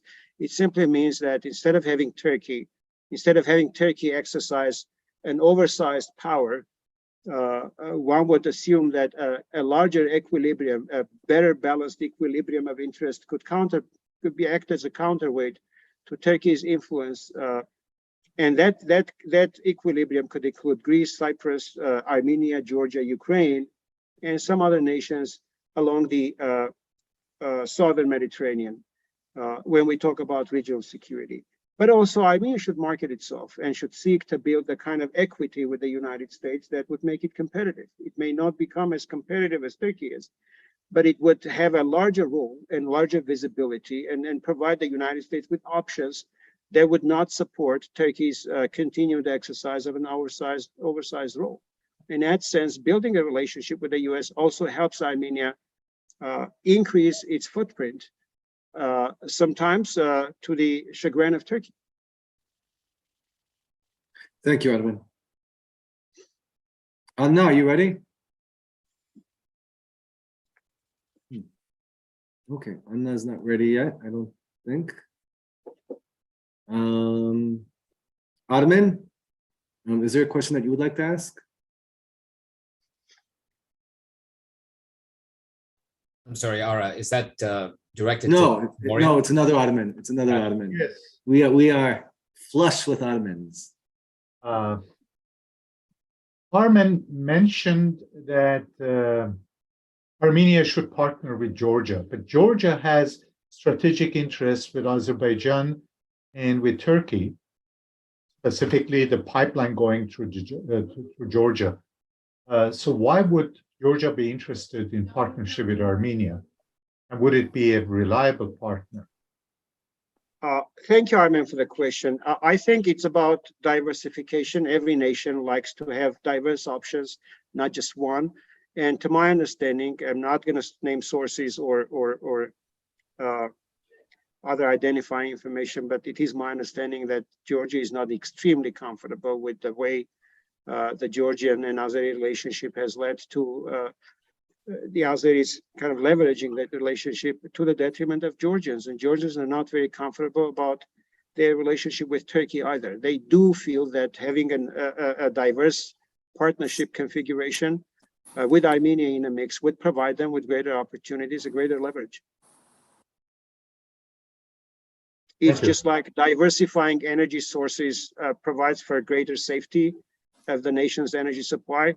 In the same manner, I think the Georgians feel about this. And we have had some very discreet advice from friendly sources in Georgia that is the case, and the Georgians are not entirely comfortable with how Armenia's absence has provided for Turkey's and Azerbaijan's freedom that the Georgians would like to see counterbalanced. Thank you, Armin. Anna? Yes, I'm here. I apologize for Okay. the. No. Thank you so much for being here. I was wondering if you could talk a little bit about Iran's role in the conflict. Is there an Israeli interest in drawing Iran out into the conflict, and how should Armenia approach its relationship to Iran, considering both, Iran's rhetorical support of Armenia, but also their position globally? Lilith, would you like to answer? Well, I think as Ara was saying earlier, the close cooperation between Israel and Azerbaijan is something that is no secret. It's energy, military, and they are very close. Iran is the unifying theme for both of them. Azerbaijan has been very successful in eliminating any influence networks that Iran could have on its territory, and partially because they received a lot of support and training and reportedly intelligence from Israel as well. So there are overlapping interests. Iran does have that concern over the potential sort of breakaway moves in the north a bit, something that has been sort of speculated upon for over a decade now. Iran sees Armenia as a satellite of Russia, and that is a both sort of positive and negative, because as we've seen, Russia has not always had friendly sort of position vis-a-vis Iran. The JCPOA discussions, negotiations, and sort of Russia's efforts to torpedo and Russia-Israeli relations is quite important to highlight as well. Often in these discussions, Israel and Azerbaijan are seen as one side of this tension, and Iran the other. However, Russia is a very important ally, I would say, for Israel, and we can see how Israelis are very careful with their involvement or reactions to the Ukraine conflict. They have been quite muted. No direct weapon supply to Ukraine. Iran, therefore, is aware that Armenia is effectively downgraded in its sovereign decision making, including energy sector cooperation. They did invest in Armenia's power generating sector, only to see that being handed over to Russians. So because it's limited, Armenia has limited capacity to make these decisions on strategic issues. That has brought the bilateral relations to sort of the basics. There isn't anything happening. What is concerning for Iran is what's going to happen with this post-2020 war. As I said, we're looking into Syrianization of the region, and they're thinking, well, if Armenia is out of effectively being beaten out, and the southern region of Sunni is becoming a battleground, they have made statements that they would also make a bid. Whether they can do it or not, it's questionable. But that's something that they have said, and I think in Armenia there is an exaggerated expectation that Iran will come to their rescue. I don't think that has happened in the past, and I don't think it will happen now. Iran is safeguarding its interest if it can, but if there is a deal, this will create new opportunities. And if Armenia manages to finally have its own independent foreign policy, and manages to sort of get out from that satellite position, because if you're a satellite, then they would rather negotiate with someone who's overseeing you rather than with you directly. And this applies to Georgia as well. You know, you talk about Georgian relations, but well, Georgia sees Armenia as a completely, as they very often you come across that description, a vassal state that sometimes is not even able to vote independently on, you know, in the UN. So they see Armenia from that perspective, but for them, you know, a very strong and a very strong Turkey that is challenging the West, as we're seeing now, is a threat for Georgia, as they have seen when Turkey was putting pressure on Georgia to join the 3+3 format. That's when they saw that if this setup continues to take root, it's not necessarily good for Georgia and its Euro-Atlantic integration. So there are risks for these countries as well. But what I want to say is that one thing we need to recognize that when Armenia has never really had a fully developed foreign policy strategy, so it's very difficult for other countries to build their plans and strategies around them, and this is one of the things that have been lacking, I would say, since the Declaration of Independence of Armenia. One more thing, if I could add on the Georgia issue, the Georgians do see Armenia as a more convenient partner in their pursuit of membership in the European Union.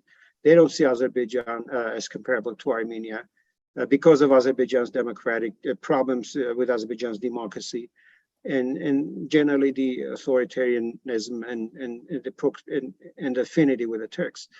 So Georgia and Armenia are the pair of choice when it comes to an EU membership, and the Georgians take that prospect very seriously. Thank you, Armen. A question from Armen H. Thank you. Yes. Thank you, Ara. Thank you, panelists. This is Armen Hovanesyan. I'd like to return to my friend and colleague's original two questions, Armen Morian's, but I'd like to invite the panelists to view the questions from a different set of parameters. I apologize, I may be a little challenging here. I find the presentation to be somewhat aspirational, if not quixotic, to think that there could be anytime soon such a fundamental tectonic shift from a Russian-oriented Armenia to a Western, and in more particular, US-supported symbiosis. I don't see it. And more importantly, I don't think the people in the government and the military, industrial, and political complexes in Armenia see it. As much as we may want to welcome all of that which was outlined today, I think that we're doing us a bit of a disservice when we ignore the reality on the ground. Today, what we heard was the boogeyman Russia, and as much as I may believe in that, there is a role that they are playing as peacekeepers. I may hold disdain and contempt for their nonchalance and their ambivalence and their lackadaisical presence there on the roads from Armenia to Artsakh. But for those of us who have been to Artsakh in the last year or so, in the last several months, have gotten the very palpable, the very real sensation that we don't want to disbelieve that we want to disbelieve, excuse me, that if those soldiers were not there, the Azeris with the Turks' help would actually bring Artsakh to its knees and would bring all of Sunniks to its knees.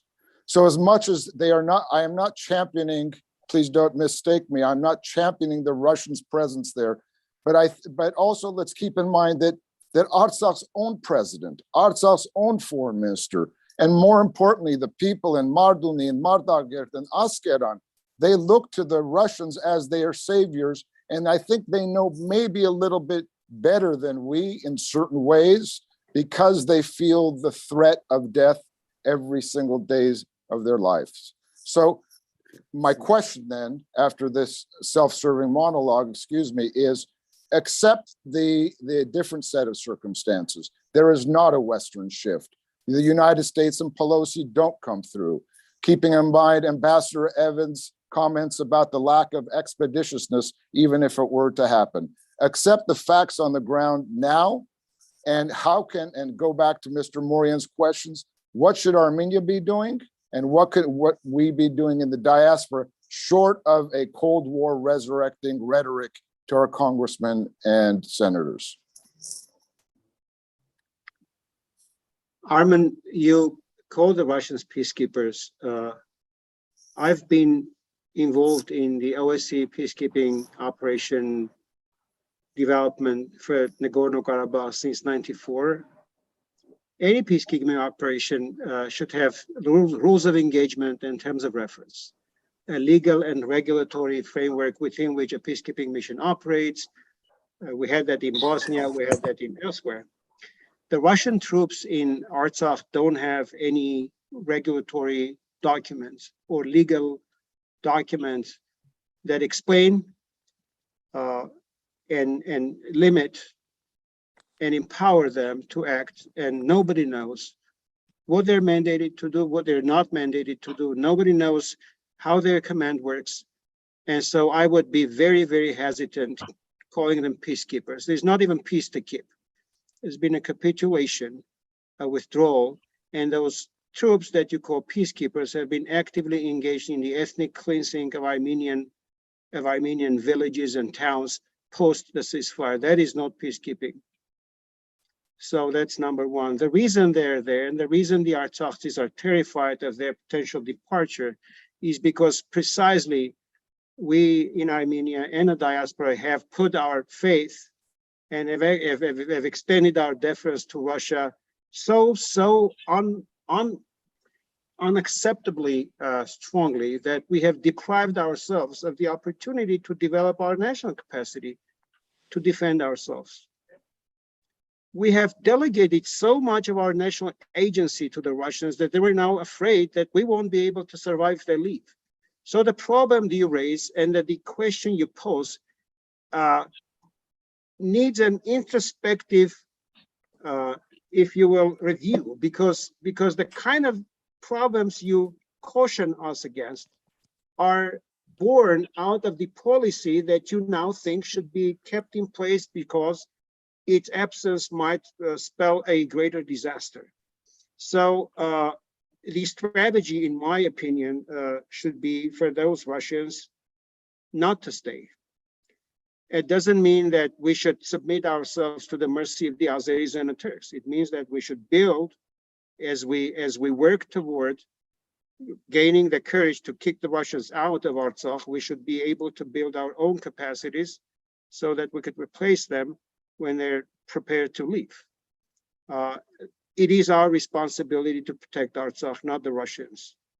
And we can't really expect the Russians to be protectors of Armenia and Artsakh, because in the end, guess what? We're going to be denied. We will be denying ourselves our national agency. By the same token, we can simply invite the Russians to take over Yerevan and then run Yerevan as a province, which is what they're doing in Artsakh. Would you and I be happy with that prospect? Yes, Russia is the boogeyman, if you ask me. Lily? I'm so sorry, I had technical difficulties, and I think Welcome back. I lost you. Can you hear me? No, I can hear you. We can hear you. Yes. So what I wanted to touch upon the question that was about, you know, being realistic about the government of Armenia. I do agree that the Armenian government has made so many mistakes, and they have absolutely failed to capitalize on the revolution, and after that they failed to get the talent that could have developed the strategy for new Armenia. And now their reaction, they only react to events.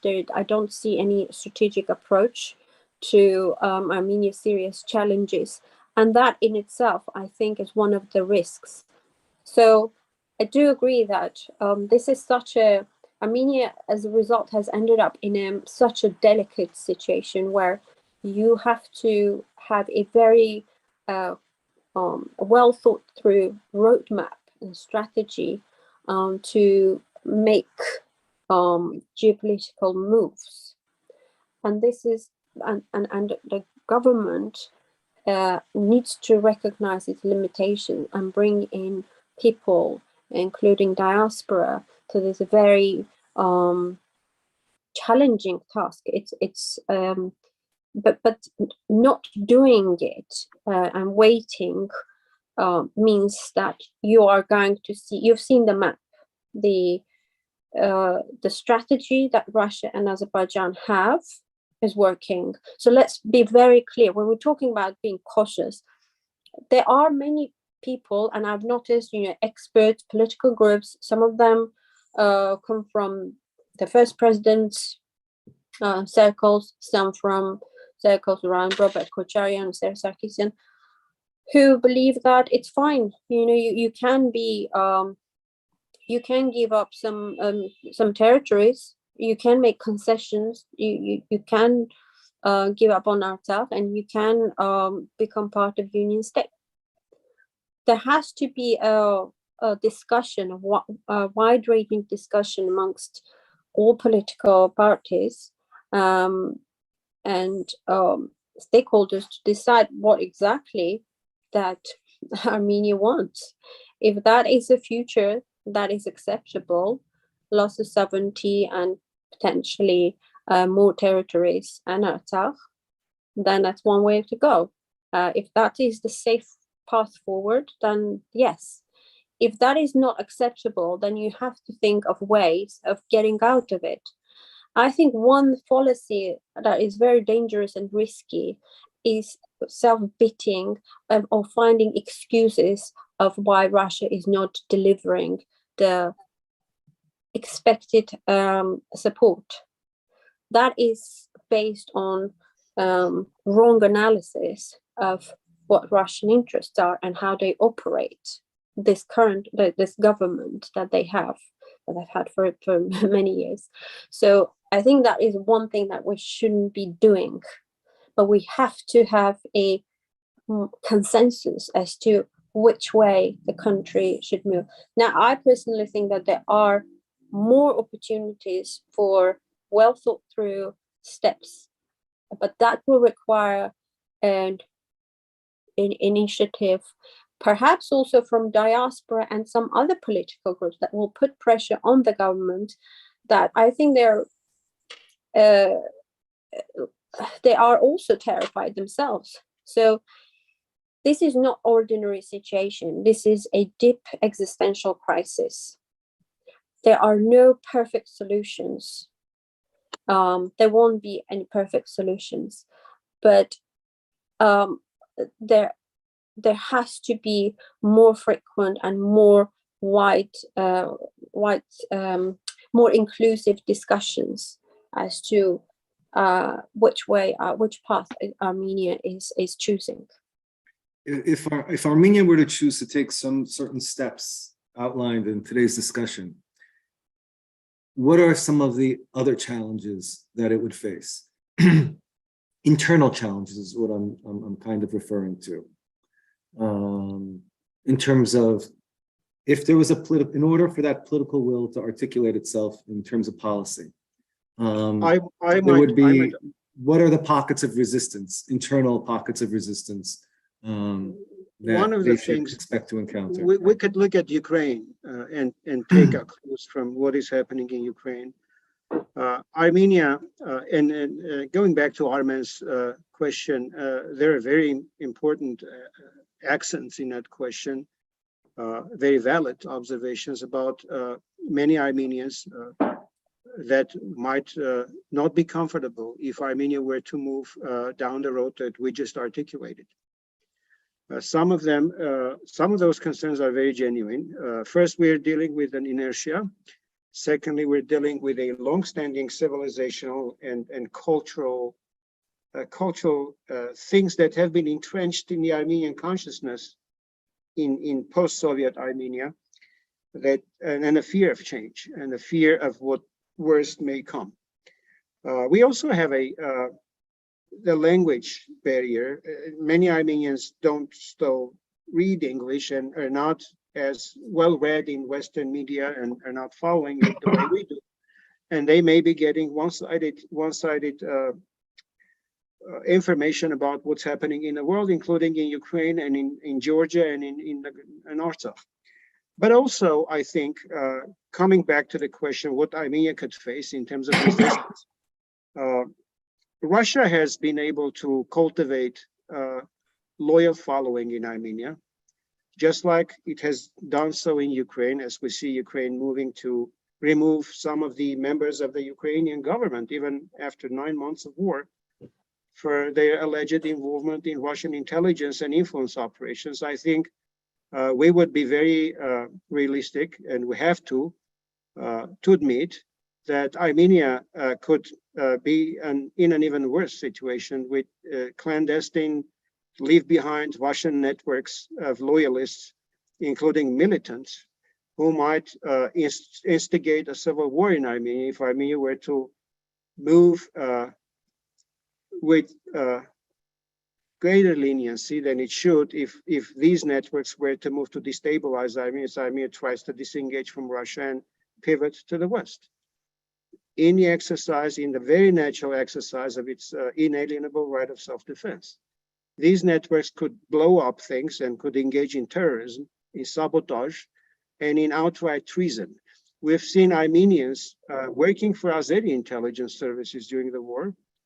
I am very, very concerned about Armenians working for Russian intelligence services, including those working in the Armenian national security, foreign policy, and other government agencies.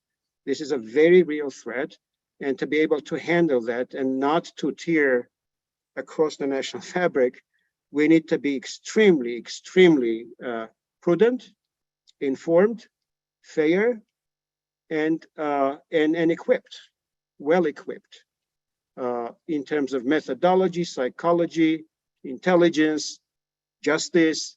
The Armenian system, I'm afraid, is not prepared to handle it. The Armenian justice and law enforcement system is not prepared to handle it properly. The Armenian society is unable. This might split apart families. So this is a very real threat, and we better deal with it in a way that brings us together, not sets us apart as Armenians inside Armenia and outside of it. But this is a very, very serious concern. I think that's one of the first concerns we should focus on as we try to build a better course for Armenia. We can look at GDR, at the German unification experience, to learn some lessons of how nations successfully deal with it. We can look at the Baltics, but this is real. Thank you, Armen. Lily, any thoughts? Also, maybe with regard to what extent maybe Armenia has been the subject of a hybrid campaign and disinformation over recent times? Yeah, Armenia is a textbook case for hybrid war, and this has been documented by those who are sort of hybrid war watchers. There's heat maps showing activity even back in 2000. 1617, along with Ukraine, Armenia is not a hotspot. What does this mean? You have infrastructure, social media, and people on the ground, organizations who do coordinated campaigning messages, tests on bringing people on street, forming opinion on foreign policy issues, and sort of amplifying it. So, when you follow sort of social media platforms, you get an impression that, say, there's an overwhelming support for Russia, or there's overwhelming support for Ukraine. But then, in fact, and it has been revealed, the wide network of troll farms that are operating in the country.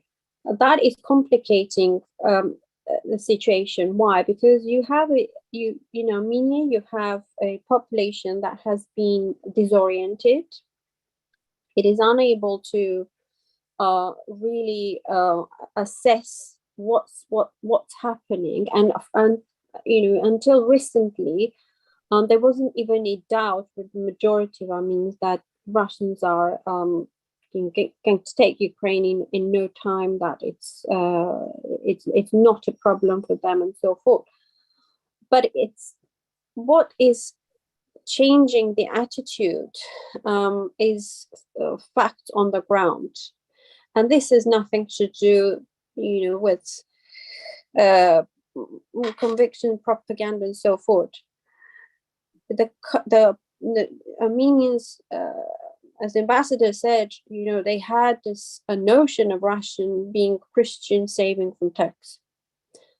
44-day war showed that the Christian brothers didn't come, and when they came, it also resulted in large territories that were held by Armenians, and then this recent incursions. So my interactions show that there is an understanding that there has to be an alternative, that the debate that diaspora is having, because diaspora is, I feel that they are a lot more removed from the region. They don't speak Russian. They are more guided by their perceptions that also have roots in Middle East in some ways. So it is more of a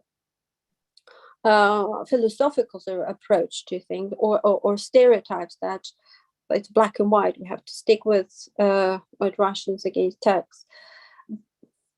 I think for Armenians, it's clear that it's in Armenia that it's not necessarily working.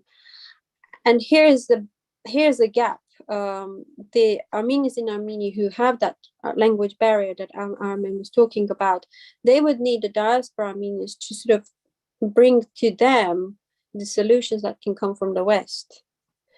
But ironically, our diaspora does not have those solutions. Their answer to Armenians is to try and be coy and work better, convince Russians that they are faithful. That is not working, and this is why we have a security crisis. It's we try to explain the convergence of interest. So Armenia needs also clarity in terms of its assessment of different risks, and in this regard, I think that hybrid war, that sort of influence campaigns are something where Armenia needs help. It doesn't have a capacity to fight back. Moreover, the government itself has engaged in sort of domestic level influence campaigns, which has distorted the vision even further. So there has to be serious discussion also about future of Russia, what's going to happen with Russia under sanctions. You ask about different political factions. Armenians basically, they are oligarchs or presidents that have managed to create big business empires, that some are closely linked with Russia. What's going to happen with Russia? That is going to be under sanctions. Do you really want? How do you see yourself in the future? Is it can that Russia actually provide that status quo or the economic benefits that perhaps Armenia enjoyed in the past? That's another risk to consider. I fear that whatever is being proposed as an alternative is instantly being checked against something that Armenia had. Armenia will not have what the arrangement that it had prior to 2020. That era is gone. Now Russia is finding itself in a new reality. And when we're thinking about the future, we have to be very clear about this. We're not going back to status quo. If you're a union state, you will have the limitations that Belarus is facing. So you have to be also aware that it's not static. The future is different. You're not going to go back to status quo. So this is why all the risks and the opportunities have to be discussed by various political groups and diaspora organizations to pick the best route. There could be a route that is that are more risks, and it has to be assessed whether these risks are can be managed. And I would say that we have to go down the path that where risks can be managed.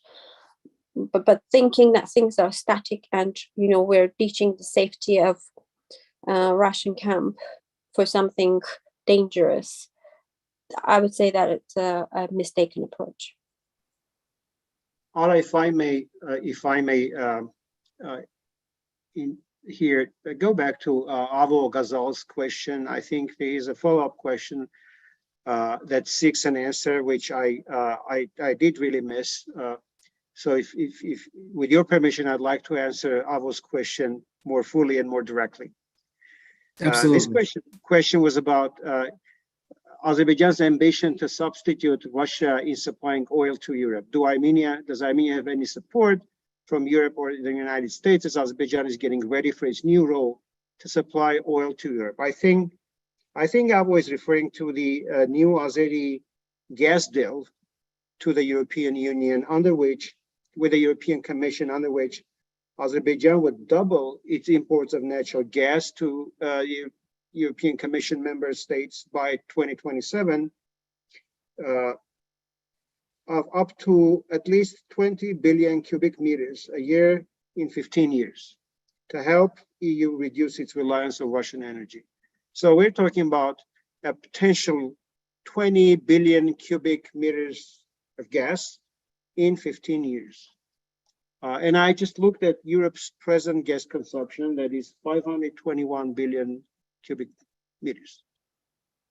So 521 billion compared to 15 billion, 20 billion is really a very disproportionate comparison. So Armin, can I just? And I really have something else to add here. Yes, because it was addressed to you, I didn't want to answer. So first of all, it was about oil. Oil is not necessarily an issue. Oil can be shipped in tankers, and that's not a problem. If oil was so critical and if Azerbaijan was so critical for the US, both US energy super majors wouldn't have exited Azerbaijan market. There are no American companies operating in Azerbaijan. Why? Because the oil production has peaked. So it's declining, and as I said, the oil is mostly exported to Israel. Italy is a market, but Azerbaijan has declining capacity. It's pipelined oil, pipelined gas that is important. However, a large share of that goes to Turkish market. and then it's Italy, Greece, and Bulgaria. In his recent interview to Italian newspaper, Aliyev did say that at the moment they have capacity constraints. They simply cannot get that volumes up, and they promised 30% increase, but that's not happening. And Europe needs that pipeline gas now. As they say, every drop helps. However, what Armenians are doing, they are doing the PR job for Azerbaijanis. We're constantly saying that the West, the evil West, prefers the energy-rich Azerbaijan over Armenian lives and so forth. Others would like to project themselves as strategically extremely important. However, I'll give you another example. A Malaysian company has exited Azerbaijan in 2021. Again, this is all being done because they are aware that Europe has a Green Deal and they are going to go into energy transition, which means the fossil fuels future is in doubt. And what we're seeing is that Russian companies have come in and they are taking shares in this project. In fact, Russian investment in Azerbaijan energy sector post 2020 was the largest in 20 years, simply because these companies, Asian companies have left, and that share have been taken up by Russians. So I think we have to be realistic about their capacities. When you say that, for example, Ukraine's gas potential is larger than Azerbaijan, people sometimes get shocked, but numbers are important to bear in mind. And no, there's no way that Azerbaijan can replace Russia. It's it's a drop in the sea. But as I said, there is, the European leadership wants to show that they are exploring every single opportunity, and even a small market, if that market can be supplied by Azeri gas, that's fine. I mean, there's nothing, they don't see anything wrong in that. However, that is not a critical decision-making factor. If there is a more larger geopolitical shift where Armenia is becoming a player, they're not going to say, oh, we're getting this gas supply, so let Armenia sink and disappear in a union state, for example. And more importantly, it is US that is much more independent, and UK that are much more independent from this gas dependency of Russia or Azerbaijan. And sort of, if there is an agenda, I believe that it will be them who will be pushing it along with some of the Eastern European countries. Thank you, Lily. It's 2:30 in Yerevan, 2:30 in the morning, where Armen is. Lilith, no one may have noticed or know, but Lilith is also under the weather. So we thank you both for your stamina. I don't know if there are any final questions that you would like to take, or a final, a comment you would like to make. But I thank you both for your time, attention, expertise, your thoughtfulness, your ability to put forward new elements and new thinking for Armenia and for the diaspora, and also highlighting the risks of not taking new steps and additional steps. I'm so sorry, Ara. No, please. I'm so sorry. There have been a couple of questions that I wanted to address about the please, military please. equipment. Listen, I worry about you, to be honest. So you're okay, I'm okay.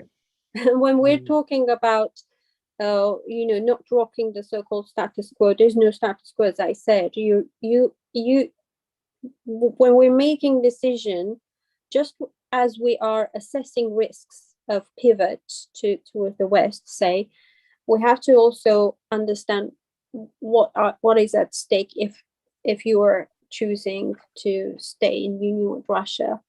As I talked about the economic fallout, you also have the military aspect. Their question is, why is Armenia not using certain technologies or certain military equipment? You're not using it because it appears that they may not necessarily have them. Russia is experiencing issues with its own arms supply.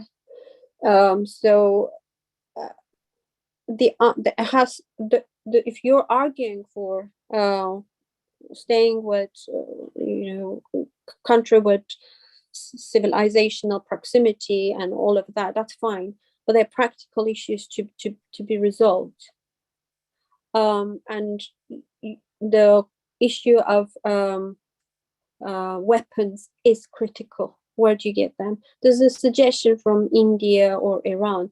They simply do not have the sort of capacity to counter the Azeri equipment that they're getting, Azeri weapon systems that they're getting. Again, I cannot emphasize the urgency of what's coming next. And I do think that that actually we don't really have much time, and there will be, I just simply do not see how there will not be another attack. UN peacekeeping missions and so forth, you would need to have Russians on board. I don't think that they will allow that to happen. So to counter that, that you will have to have a new partner or a group of partners. To come to that decision, you have to have a more intense discussions within diaspora and Armenia across all political parties. I think it's too late about ideologies and perceptions of how you see a different country. You have one task. You need to have army that is well equipped, and you need to have international partners who will help you to secure that diplomatic defense if needed. And this is to counter and neutralize the immediate security risks and immediate risk of war from Azerbaijan. You need to get out from that geopolitical trap that you found yourself. Do we know what debates are ongoing within the Pashinyan administration right now in terms of what we're discussing? I think all the fears that we have raised is something that they probably consider. Add to that, I think their paramount perhaps objective is also to stay in power, or it has been until this recent invasion, but now they understand that their tactics of appeasing Russia is not necessarily working. Because I just want to highlight Armenian Prime Minister traveled to Vladivostok. He sat next to Putin, and he was talking about that. I mean, he's not scared of sanctions or thinks that they will not be under sanctions and will continue to integrating economically with Russia. So every positive sound possible, and they have been effectively on board with pretty much everything that Russia had demanded of them. But within days of his return, the attack happened, and Russia wasn't there despite all the pleas. So that's that probably has triggered a lot of thinking. But as I said, the fears and the fears and perhaps lack of strategy as to how to create an alternative has limited to decision making, and I think that they will be inclined to go for capitulation or whatever the deal is called. I think that's the most likely scenario. So and that will create new huge risks for Sunni and huge uncertainty for Artsakh. It's not really where I wanted to end this conversation. So, Ottoman. I agree with what Lilith just shared in terms of concerns for the competence and preparedness of the Armenian government and a lack of experience that makes it even worse, and that titanic challenges that Armenia faces. I don't see the Armenian government acting in a prepared way or even in a knowledgeable and informed way. What you see is a smokescreen of action to apparently lead the world to believe that Armenia is opening up to the world, but at the same time, every day on the ground, in reality, in real life, Armenia is taking steps, incremental, creeping, but very binding, that brings Armenia even closer into the Russian orbit, to a point where it may no longer be able to disengage itself unless there's a strong push from within. But I also see a very inspiring trend in Armenia that indicates that the Armenian public no longer can be described as this monolithic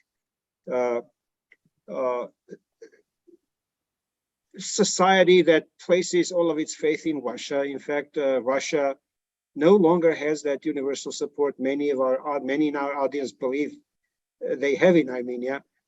I think maybe for the first time in our most recent post-independence history, what we see is a lot of members of the Armenian public are very, very dissatisfied with the state of the Armenian-Russian relations, with Russia's intentions and actions, and with the timidity with which the Armenian government approaches this issue.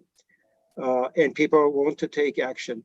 So Armenia is not a pro-Russian society at all, despite what many believe, and not even Artsakh. We have Artsakhis very, very dissatisfied with the way the Armenian government has left them to the mercy of the Russians.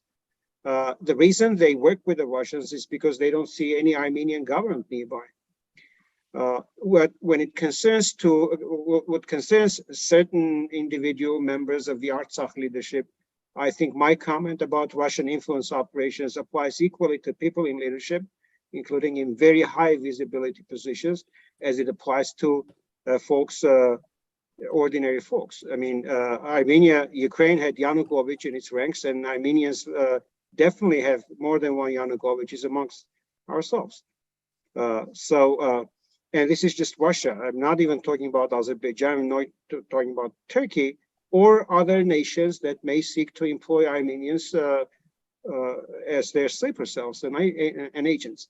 So Armenia is awakening, especially the Armenian youth, especially Armenian young men and women, especially Armenian young women. And it's an inspiring scene to see that the Armenian public is much, much more European than any of us could imagine. And certainly the gap between how the Armenian public appears European and acts European and aspires to be European, and how the Armenian government act in such disparity in our perceptions sometimes don't catch up with how fast the younger Armenian generation has grown up and is presenting a very, very appealing face for the nation. I think Speaker Pelosi got a very real sense of that when she met with the Armenian experts, young experts, with whom I had the opportunity to meet and get debriefed on. This was one of the highlights, I think, of her trip, and I hope it has a staying power. Thank you, Armen. Thank you, Lilith. Thank you all. Thank you, Ara. Thank you. Thank you. No, thank you. Thank you. Thank you all who registered. Thank you all who attended. Thank you all who've been on this call for 2.5 hours. Once again, thank you, Lilith and Armen, for your stamina. There will be morning in Yerevan. Yes, I think we'll have, and I think, you know, at the end of the day, the elephant in the room is the Armenian government. And that is our that seems to be. That elephant challenge. exists in all of us, in all of our minds and hearts. We all are Armenians. We share the same concerns and aspirations. We just share them in different shares and parts, but we do experience all of this that was expressed here by most of our speakers. Thank you. Thank you. Thank you all, and thank you. And I apologize for all the questions we were not able to answer. And thank you for all the questions. Everyone, we wish you a good week, and we wish Armenia a safe week. Take care. Thank you.